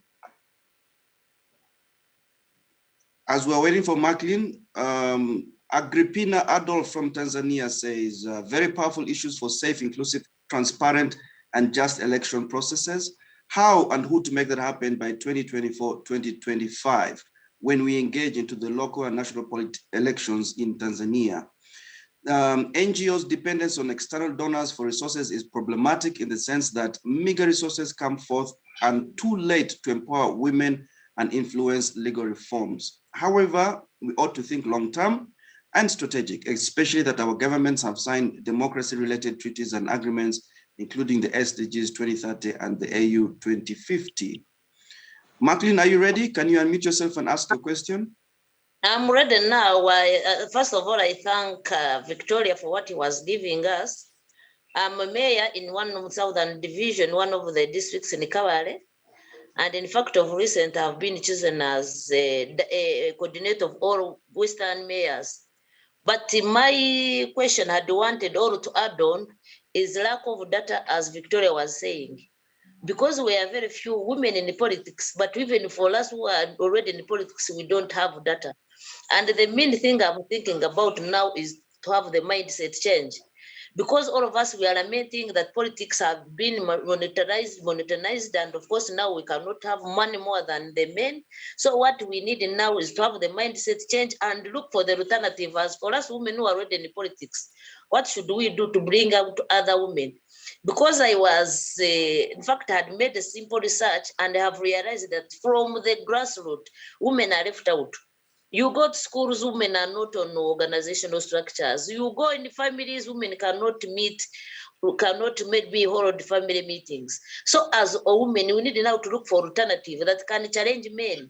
Because now if we keep on talking about money, of course, we shall not get the money now. We need the mindset change. We go down, then we emphasize, we sensitize these women who are not necessarily those who are in politics. Because I'm looking at it, when we keep on talking to women already who are in politics, we might not achieve what we want. Let us have all the women, maybe with their farmers, we bring them, they become leaders in their farming group. Then at the end, we shall achieve, I think, what we want. Let me be precise. Thank you. Thank you. Thank you very much, McLean. Faith Mwende from Kenya has a question. She says, how do we demystify some of the myths and stereotypes that hinder women from aspiring for political posts? For example, women are their worst enemies. Women behave like bad men when given leadership opportunities. How do we break some of these barriers, patriarchy, attitudes, and norms? Victoria? Thank you very much. I think that's a very good question, because it touches to the roots as to why we're even having this discussion. So as I said, really, the problem always starts at family level, how we raise our girls and boys, particularly in terms of the restrictions that we put to the girls, and in terms of how we allow the boys and girls to dream and to have the level of ambition. And actually what the girls and boys are being taught at home, they're being reinforced within the academic institutions, particularly from schools, even to higher learning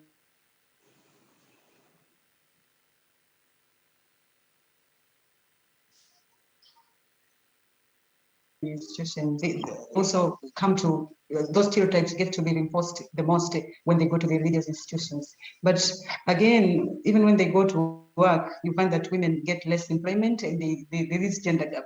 So you find that it's a cycle that needs to be broken, particularly to change the mindsets of the parents, to change the mindset of the community in terms of how they view the woman, how they box men and women, and in terms of how we allow both boys and girls to dream big.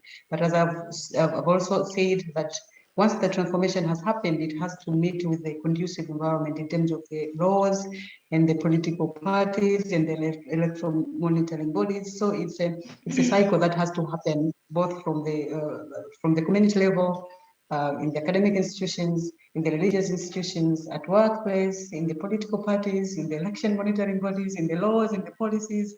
So really, it's a holistic approach that we need to take. Thank you very much, Victoria, and thanks to all the participants for very interesting questions. Now we can move to the next session, and I'd like to ask Anne to introduce us and to lead us to the breakout room discussions. Actual core of sharing experiences and practices. Because you as participants, you are at the very core of this seminar. And you are always at the center for us at ICLD. And you know that the intention for this cross-pollination seminars is that we want to bring in a few new perspectives and some insights for you today with the panel and with a couple of presenters. And thank you so much, Victoria, for your presentation. And we could see that everyone was really eager to ask questions. And you have also contributed with a couple of questions for the breakout session. And the breakout session is really important. And I will insist and urge of you participants to make really good use of this breakout session. Be active and share your experience and your thoughts with the colleagues that you will meet in this breakout session. And afterwards, we will also be interested to hear what you have been discussed in the breakout session that you took part of. After you have introduced yourselves to each other, you're going to be 5 or 6 or 7 participants in the breakout session. And after you have introduced yourself to each other, make sure that someone volunteers to take some brief notes of the discussion. And make also sure that someone volunteers to facilitate the group so that everyone who wants to contribute have the opportunity to do so. And also make sure that someone volunteers to share in plenary afterwards what have been said. Because we're going to take the time to make sure that maybe not all the groups, but that some of the groups can share in plenary what have been discussed.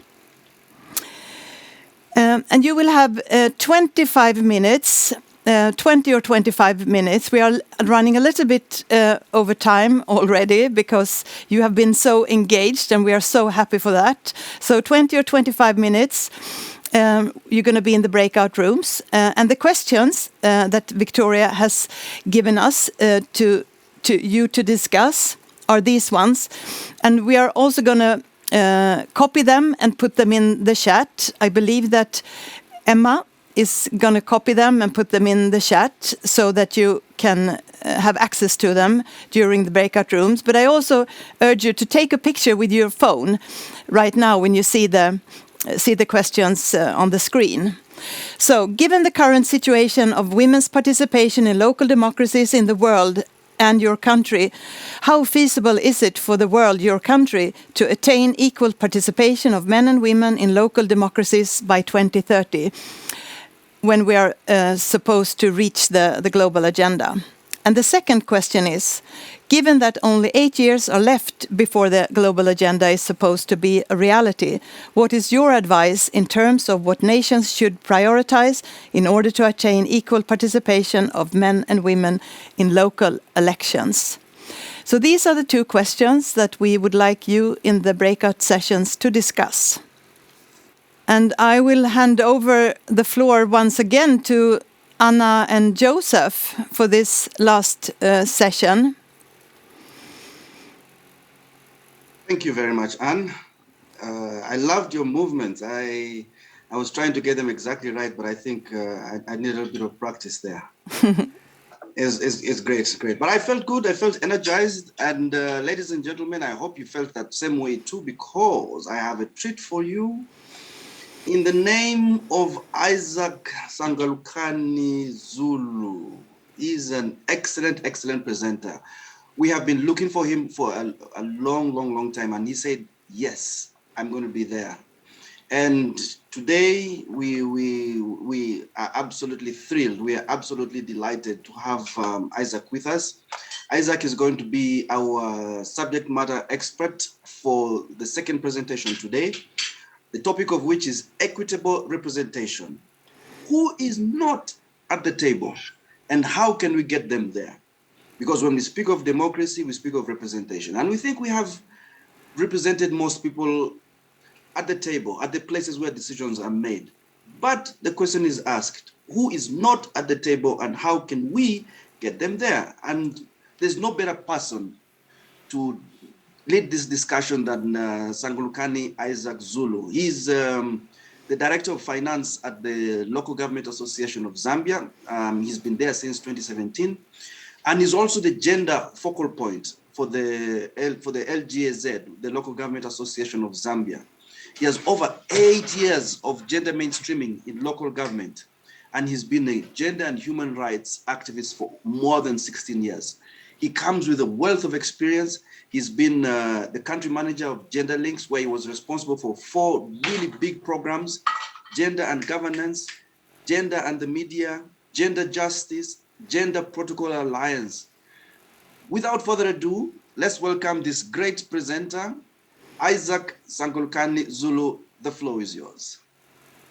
Well, thank you very much, Joe, and thank you very much for that humbling introduction. And thank you very much, everyone. I think specifically, I would like to say my sincere thanks to ICLD, who have continued to provide a platform where I can really share with all of you. And from the onset, I would like to say that women are not at the table. That should really be the starting point. And I don't think we can really be shy about this. We have seen really underrepresentation, under participation, whatever has got under, you can actually name them. And this is really applicable to women. And it's really something that we know that we should be able to do something about so that we really move together. Because just to take all of us back, we're just coming from International Women's Day. And if you remember, the theme was gender equality today for a sustainable tomorrow. So really, when you talk of sustainable development, I mean, you can't talk about sustainable development with this kind of underrepresentation and under-participation. So really, I should mention from the onset that a lot of things have been covered. And I think it won't be fair for me to just touch on 1 or 2 salient points. I was just discussing with my colleagues in the office who are also listening in, who are also watching. I said, look, the women have done me justice. And I think all I would do here is to add that male voice. I think that's the only difference that I'll bring this afternoon, Joe. Okay, thank you very much indeed for this opportunity. So we can actually straight go to the presentation. There is nothing really new that I'm going to talk about. Most of these things you're already aware of them. However, to come up with a very structured kind of approach is an outline that I'm sharing with you right now. So really, it's a very short one. Like I said, I mean, what injustice, will I do? Really, if I really take away anything from what has already been presented. So the numbers are presented here, but please let this not be really the focus, because I think already you are loaded with numbers. Just to reinforce or to buttress the fact that women really are not really effectively participating. As you may be aware, all of us as countries, we've signed up to different protocols, different instruments. And for us in the SADC region here, the SADC protocol on gender and development. Stänger du av kameran på mig där? When you look at Article 12 and 13, 12 specifically talks about effective and equal participation. So this is what we're talking about, really. So the numbers that you see on the screen right now, just to tell you that this is where we are, really. And I don't think I can really take a lot of time on this because this has already been explained verbally. Maybe it's just a figurative kind of approach that I'm putting here. So really, even when it comes to the sub-Saharan Africa, the story is the same. When you look at our government, the cabinet, you look at our parliament, you look at our local government, I think this Victoria has already done a very good job by really highlighting them. So really this is just to enforce and give you the basis of argument. For a long time, we've been talking about these issues.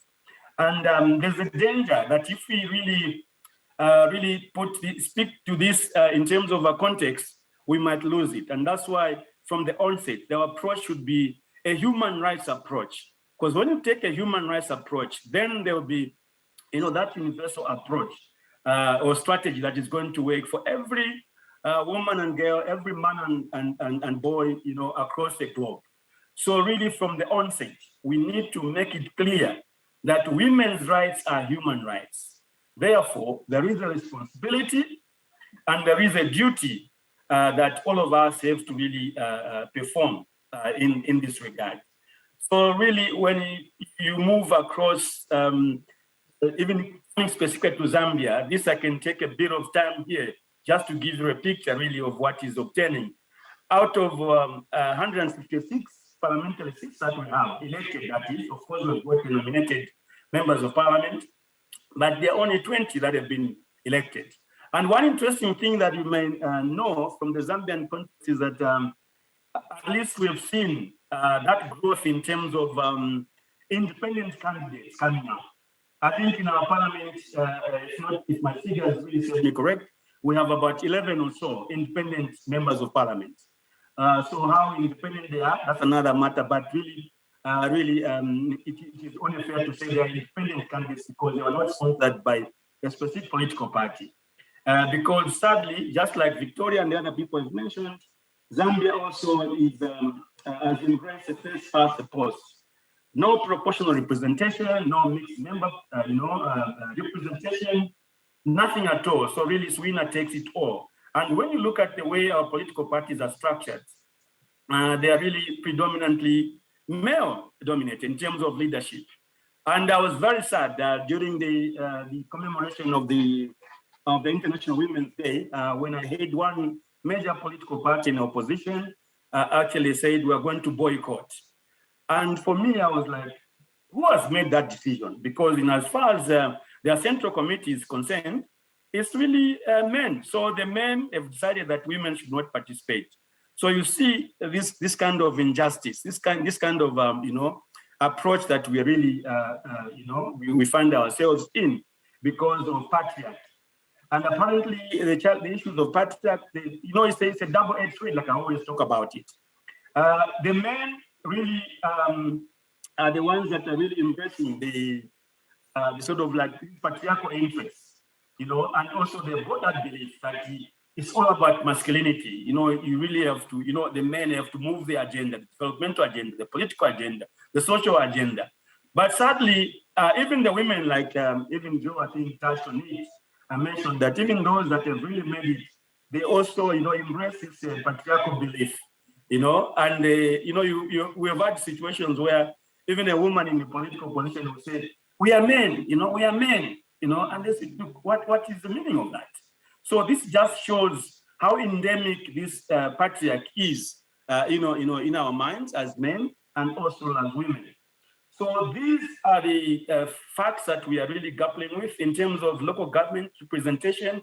We have moved slightly from the previous election cycle, where we were at 8%. Now we've gone to 12.9%, but still very far from what we've, really committed ourselves to. You can see that none of these figures are close to even, the 25%, which is half of the 50% that we're looking for. So really, this is the situation that we are facing. But like I said, what is exciting for us is that there is really renewed vigor for everyone to really appreciate the importance of women being on the decision table, be it political, be it social, And I should mention that our focus in this discussion is not really primarily on the elected officials, even the appointed officials. You can imagine what a privilege and honor where you can actually, if you've got political will, you can appoint women in key decision-making positions. we're not seeing that. And I was joking the other side with colleagues, it's the old boys network, old school boys network, you know, even myself as I attend that highest political office, the first thing that I'll think of in terms of my cabinet and the people to work with are my, you know, former schoolmates. And for me, I went to a boys' school. So it means in that agenda, there is no space for a woman, really. So we are saying women are not at the table. So how then do we, you know, bring women on this table of decision making? So again, strategies in terms of what we need to really put up clearly, you find that these have already been mentioned. But just to reinforce what others have already shared, we see the problems being social and being, of course, cultural. This is exacerbated by the triple roles, the multiple roles that women play. Really, the community managing, the reproductive role. And sadly, when you talk about reproductive role that women play, a lot of people think it's just the issue of bearing children. No.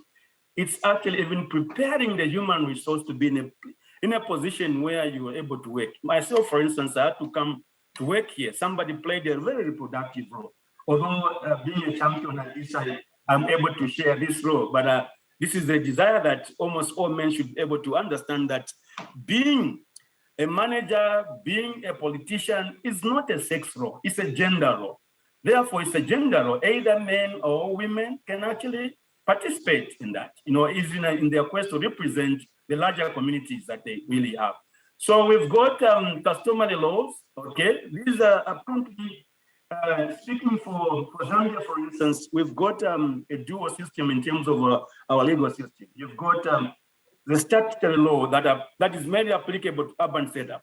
But you know, when you go to villages, you find their customary laws. And usually these do not really speak to the statutory laws, actually. There's always that conflict.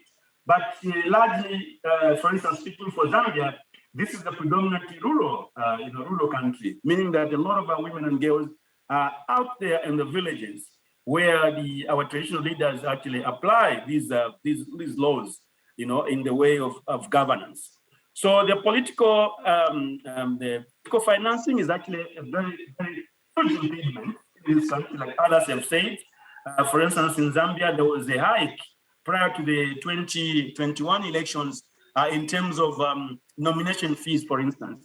Yes, after a lot of advocacy, a lot of work, a lot of protests, there was a moderation from the levels at which they were initially to some level, but still more. In a country where you've got a lot of poverty, it still becomes a barrier to effective representation because a lot of women really are in that bracket, poverty. As you may be aware, poverty affects men and women differently. And really disproportionately, the burden of poverty is actually borne by women, just like it is with disease burden, even the pandemic itself. You know, so we are asking ourselves, who's really bearing that burden? And the legal structure, I've already spoken to it already. And again, our institutions, our political parties, these are predominantly men. Like I think Victoria alluded to where we are coming from, you know, Women's League, Youth League. But really, when you look at the mainstream political structure, it is really dominated by men. And this is really an impediment. And really, as a result, outing or keeping away a lot of women from the table, really. So this is a situation. So I thought I should really highlight those barriers. Really, political violence, you cannot talk anything about it. Electoral system without sounding like, you know, really a broken record, repeating myself, this has already been underscored. Also, the issues of psychological and personal kind of factors.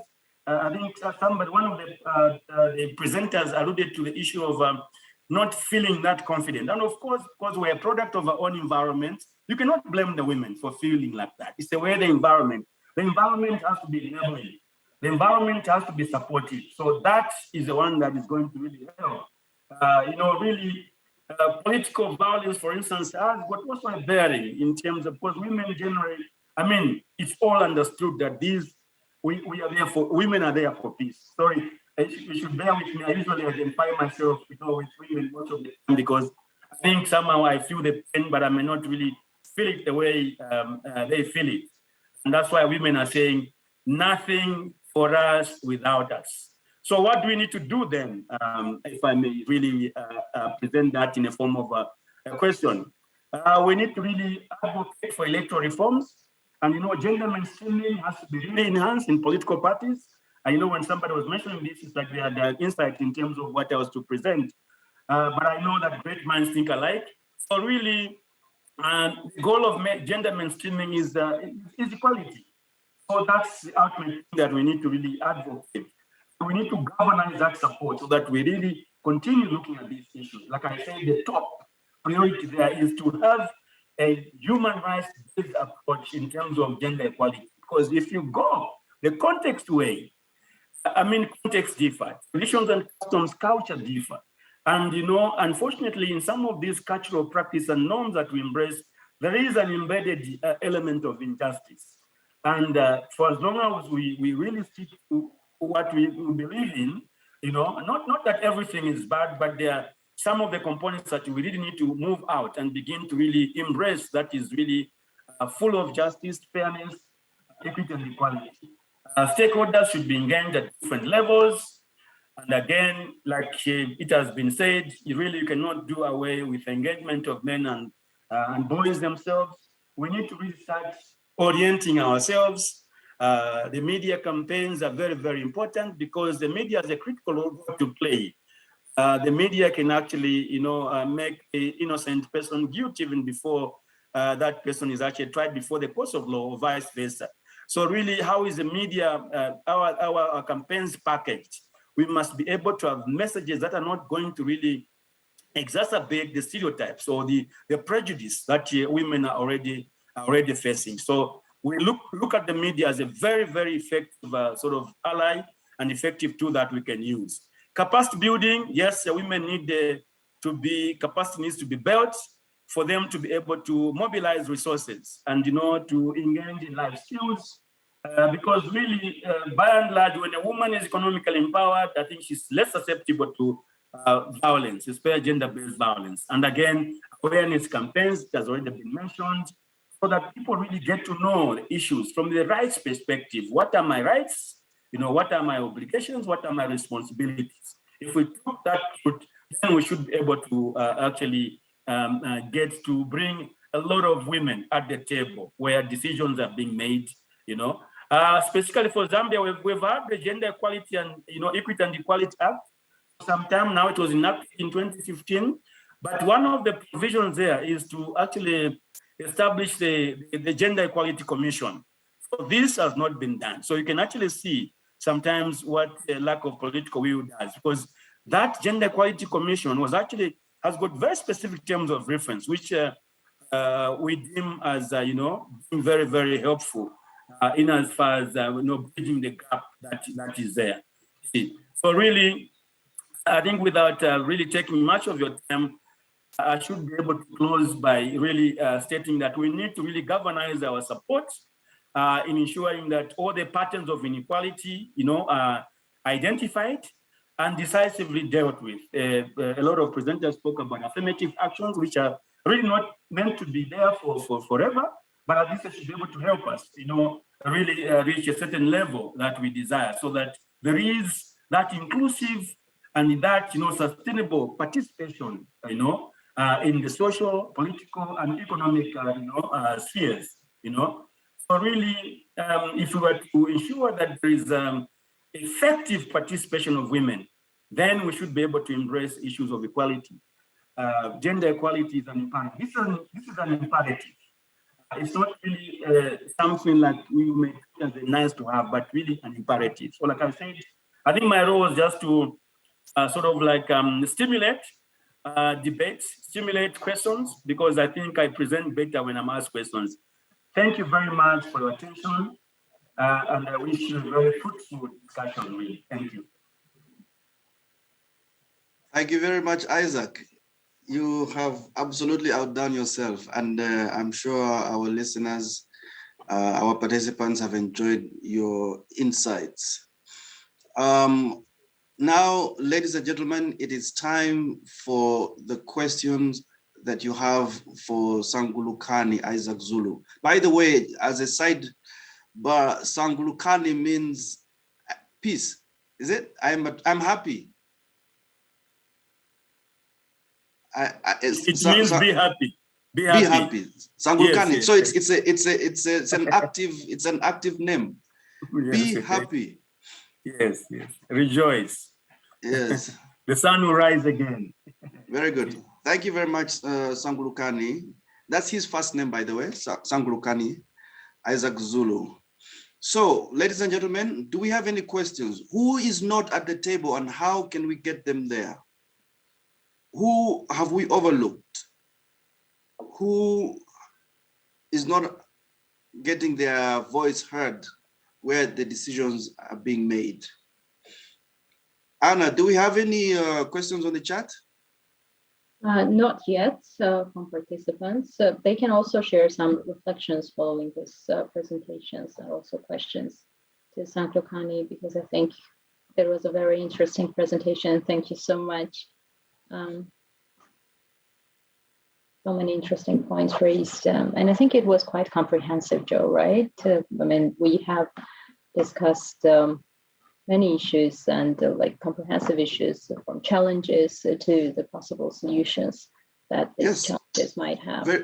Very true. As we wait for the participants to get their thoughts together and generate the questions, Isaac, I have a question for you. When we disaggregate our populations farther and farther, we end up with minority groups. We end up with several minority groups. And each one of these groups may feel that they need to have a voice at the decision table. So the question for you is, to what level should we disaggregate our populations before it becomes untenable? Because you could have women, and then women under 30, and then women under 30 who are educated, and then women under 30 who are educated in the rural areas, etc., etc. And each of those categories or subcategories may need to have representation. So up to what level must we disaggregate before it becomes untenable? Well, thank you very much, really. And you've brought up a very good question, because even before you embark on any journey for gender mainstreaming, the first thing is actually, even if you are thinking of gender analysis, the first thing is disaggregate. Now, disaggregation really should be at all levels. First and foremost, like somebody said, the heterogeneity characteristic of women, because women are not the same. Okay, in terms of age, in terms of social status, experiences, and also we've got quite a number of other marginalized groups, people living with disabilities, the intersex, the literate ones, and several. So really, if you are to provide a solution that is going to really be in the spirit of social inclusion, gender equality and social inclusion, it means you need to really get down to break down your statistics, your numbers really to that level that becomes really palatable and easy to actually develop strategies. Because although people say the detail lies, the devil is in the detail, but in this regard, really, you should be able to be helped by what you get specifically. When you break down, then you're able to develop strategies specific, because fairness entails that you must be able to take the various different kind of needs and attributes or qualities that each and every cluster or category of people have. In that way, that is going to be very, very helpful, really, because, most of the strategies, actually, that's why they end up being like gender blind. For somebody will say, we've taken women on board, but really without knowing what kind of women. And when you got this group of women, how do you really understand really just the mechanics, the build-up of these women, the makeup of these women that you've gathered. So there are those various, you need to stratify, so to speak. And that is a very, very helpful. Like it has been alluded to, this is where we've got a problem. Disaggregated data, even the data that is available is not really completely disaggregated, because aggregation is not really about male and female. It's much more than that. You really need to take interest. What are the things that are really affecting this category of women, this category of boys and girls and men, that kind of thing. So that's a very, very important point, Joe. And we should all have it in mind that there's no one size fits all. it must be tailor-made. And the first thing is to really know the characteristics of the groupings that you're dealing with, really. Yeah. Thank you. Thank you very much, Isaac. We have Virginia Makanza, who says, yes, women have been left out, but we need to unpack women because they are not a homogeneous group. Within the group, some are more disadvantaged than others. And I think that is what you have just been speaking to. Yeah, precisely, yeah. Excellent, excellent. So then, as we wait for other questions and comments coming in, I would like to ask Isaac, if we get representation sorted in terms of the numbers, what can we do in terms of the quality? Because the quantitative side seems to have the spotlight. What about the qualitative side? To what extent can we be sure that having the numbers at the place of decision will guarantee that they influence policy, practice, and agenda going forward? Thank you very much, Joe. And like I was saying in the beginning, and this is what, even when our leaders met and when they were actually relooking at the study protocol on gender and development, remember where we're moving from, where we're actually moving from a state. At first, we were talking about 30% representation, and this was just focusing on that quantitative aspect. Then we came to the 50-50, but when you look at, I think there was an amendment to study protocol on gender and development, there was a revision. And now, when you read Article 12 of the study protocol on gender and development, it talks about effective, equal and effective participation. Because it's not enough to have the numbers, because you'll have numbers that are passive. I mean, have you really achieved? Because ultimately, you want effective representation. You want the voices of women to be heard, and heard because they are speaking sense.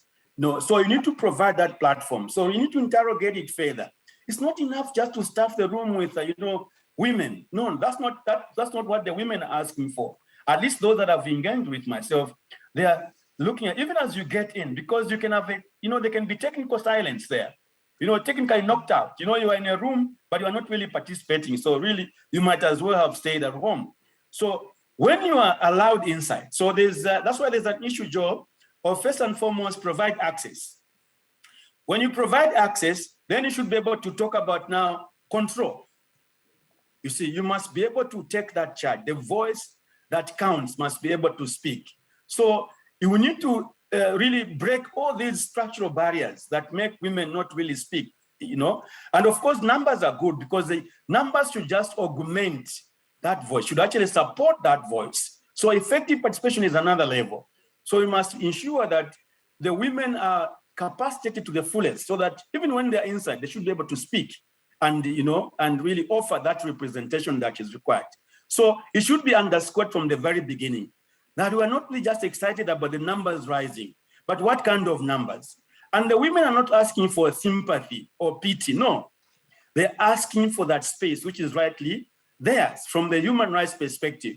They have the right to participate. So this is what we should really have at the back of our mind. We're not really blowing our trumpet in the streets and say, women, women, women, come here. No, we are looking at quality women. And that's why it has to be a holistic kind of approach so that, like somebody said again, we need role models.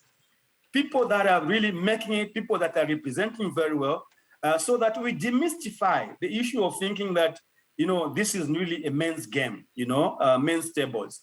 So it's effective participation. So we must ensure that now you need to, when you are inside there, you must be able to deal with the issues of equity. Okay? The needs of women are different. You can be both parliamentarians.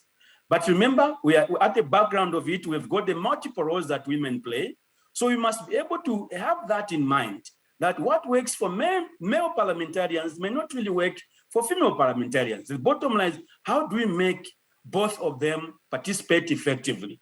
I'll give a very, very good example. When I go out in the villages, conducting meetings, I must be able to take care of the timing. My meetings should not go to 19, 20 hours because the women already, there's that call, okay? There's that societal call, social call for them to actually attend to other needs at home. So really, it is packaging this in such a way that you take into account the various diverse needs of men and women. And in this case, we're focusing on women so that they are given that enabling environment to effectively participate. Okay, so that is really the approach. So it's equal and effective participation. Yeah. Thank you very much, Sanglokani. Very interesting points indeed. And we have one last question from our participant from Tanzania, Oliver Katushi. Despite of all other empowerment done by the states, women want to participate, but nowadays they also face a social media bullying attack. As we have people in politics here, do you think policymakers or institutions see this as a hindrance to women's participation? Yeah, well, thank you very much. It's yeah, like I said, there's a concoction of these barriers, and the media is actually very key. It can be used very effectively, you know, that's a good side of it, but it can also be a very damaging tool, a very lethal tool in terms of really pushing this gender equality agenda forward. So these social factors at play, I mean, it's undeniable. It takes time, and that's why it's important to get back to the really which one is the most important kind of setting, and that is the families where we come from. I think that plays a very key role. So there is, I remember when we were running campaigns in terms of, you know, during the 16 days of activism against gender-based violence, there was one strapline, one phrase that we're using, that peace begins at home.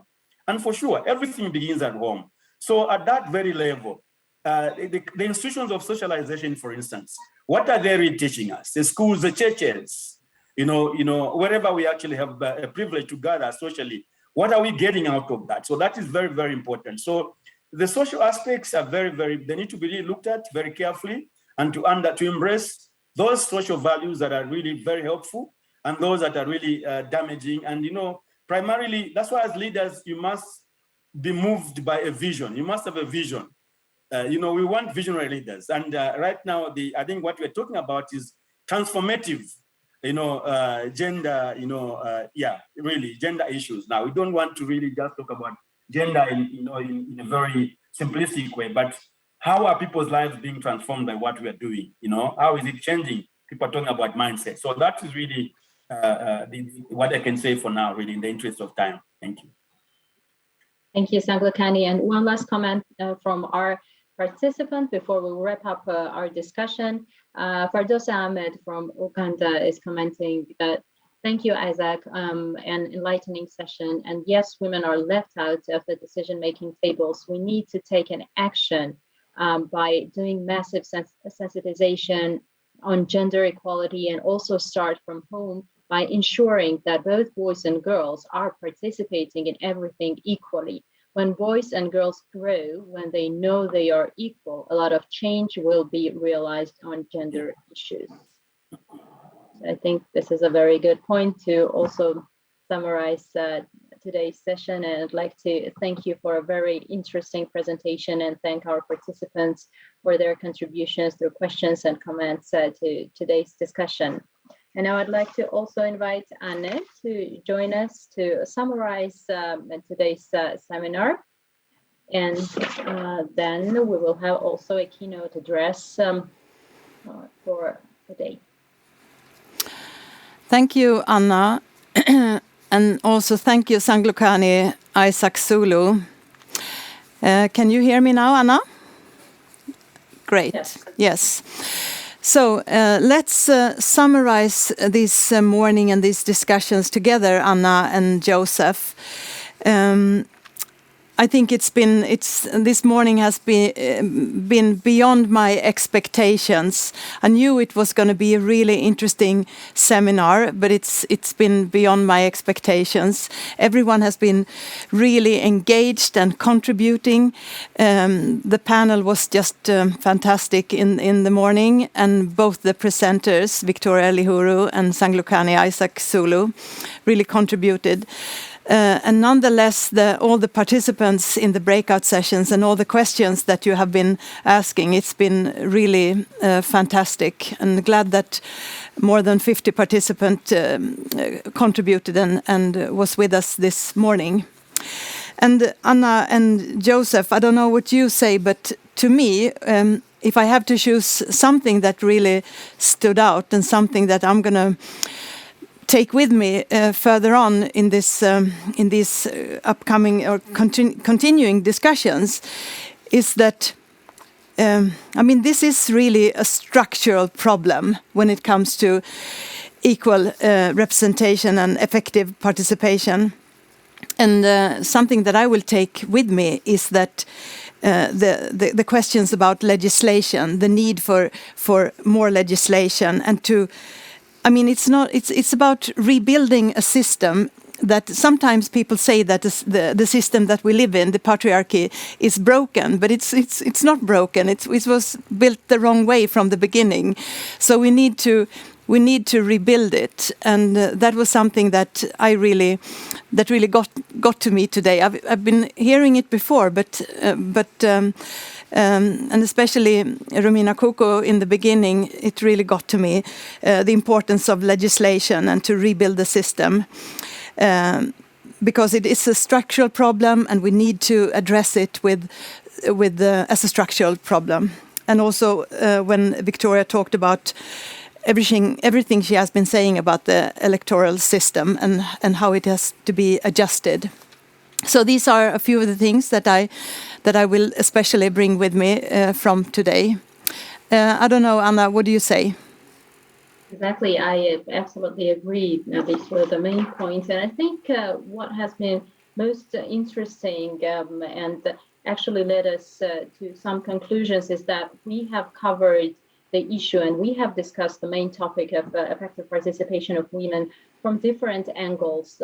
It was so interesting to listen to politicians who are very active, and they are actually the change makers and role models, as has been mentioned by our participants today. And we have discussed the issue through the lens of practitioners and academicians, and I think we have it has demonstrated, today's discussion has demonstrated how complex the issue is and how many areas there are that needs to be changed to actually achieve effective participation and equitable representation of women in politics, and especially at the local level. So it was, I think, a very, very interesting discussion, and participants' contributions were also very interesting and very valuable. So really, thanks to all of them. Yeah, thank you, Anna. Joseph, what do you say? Could you mention something that you were really struck by today's discussions?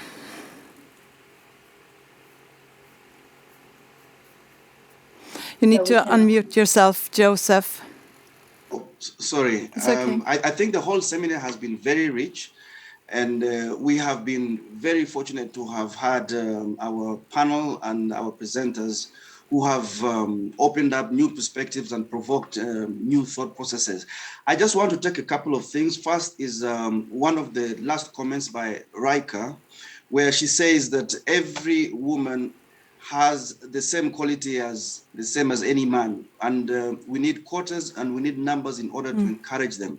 I disagree that we should speak about the quality of women. We're all very high quality, and I know in my own surroundings a lot of men with poor quality, but they are still involved in public service. So our debate has been, let's get the numbers up. At the same time, the numbers that we're getting up, are they actually giving us effective representation? Do we have the level of quality that women actually need to drive an agenda for equality, alongside the men who are gender champions? And it's interesting that we have different perspectives around this issue. We may agree on the aspirational state. We may agree on the state of equal representation, effective representation, but there are many perspectives, and these perspectives should be kept alive because they encourage the debate, they keep the debate hot and present, which is where the issue of gender should be. We live in a world right now that has a lot of global game-changing events, and there's a whole reordering of the world structure. So it is up to us as gender and democracy champions to keep the debates alive and present and right up there on the priority table.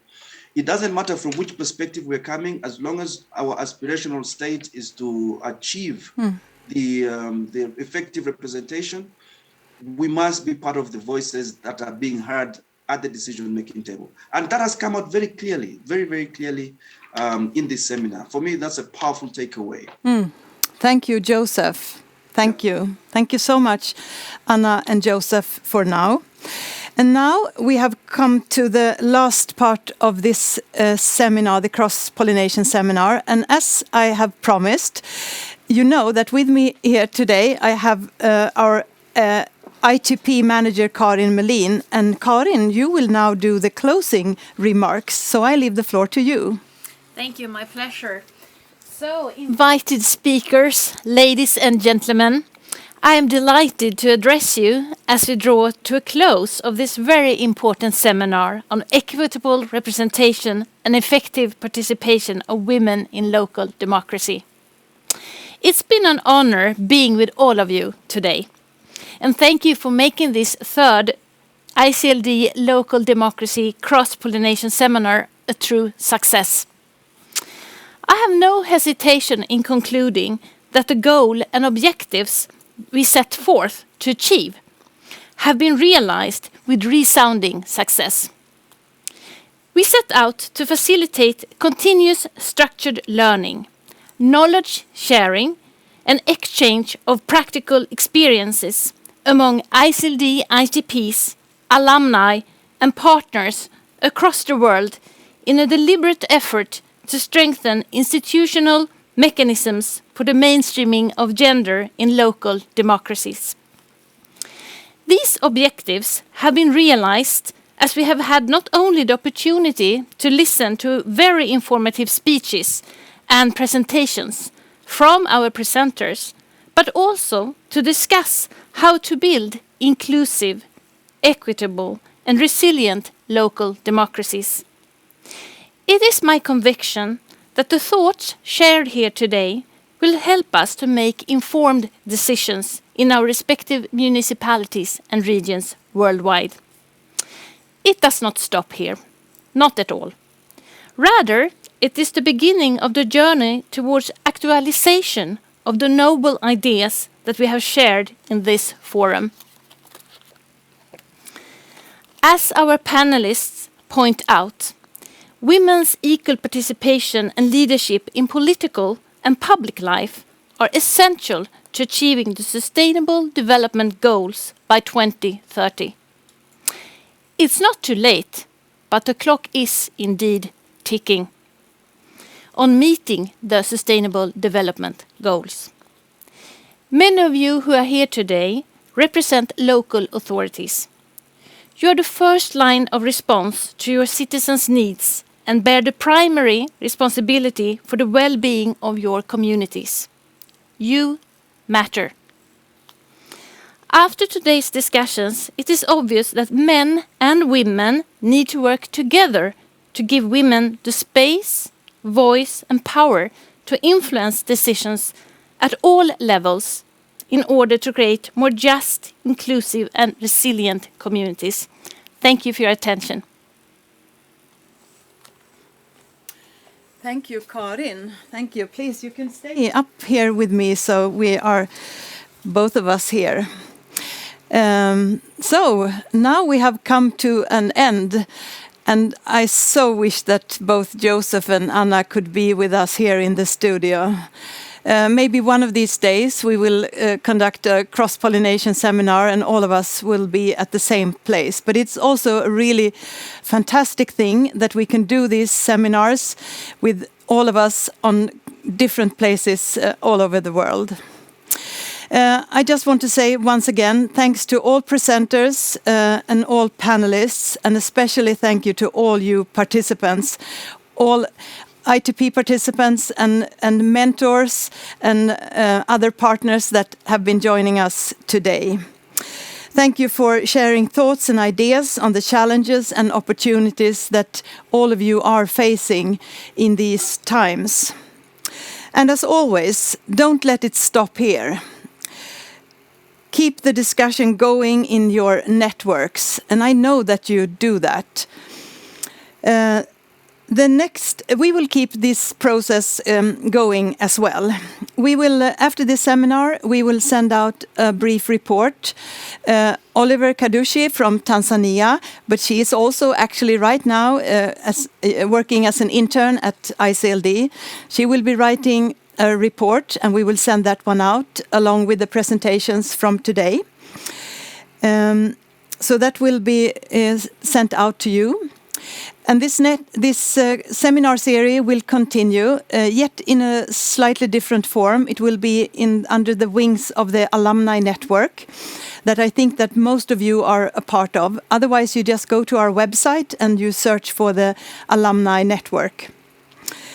And if you're interested to be part of this cross-pollination series and make suggestions what it should be about, just make your voices heard. And talking about the alumni network and other things that are going on in ICLD, let me just give you a brief update. ICLD is now running 8 training programs and 1 alumni network. And we have somewhat 55 municipal partnerships ongoing. And our Knowledge Center is funding and facilitating at least 7 research projects at the moment. So this is all from the studio here, but I would just also give Joseph and Anna a chance to say something closing before we let everyone go. Thanks from here. Anna and Joseph. Thank you very much, Anne and Karin from the studios. It's been a pleasure being a part of the team that set this seminar up. My greatest pleasure has been working with very, very hardworking people who are great listeners, and they spare no detail in making things happen. I also would like to pass a really strong vote of thanks in the same vein to all our panelists and our presenters. You have been excellent. Our participants, thank you very much. Without you, there's no success. Till the next time. Cheers. Thank you very much from my side as well. And thanks to ICLD for creating this opportunity. I think bringing people together from many different countries and discussing the common issues are really very important. And this is something that we need to do further to actually address the challenges in front of us. So I'd like to thank our fantastic panelists and speakers once again. I think they've done a great job in also driving the discussion. And thank you to all participants for staying us throughout the whole seminar. This doesn't happen very often. So a great thank you, everyone, and hope to meet you again. Thanks. Thank you, everyone. Thank you so much. And have a continuous good day. Thank you, and bye-bye. Bye-bye. Bye. Bye-bye. Bye. Bye, Mentor. Bye-bye.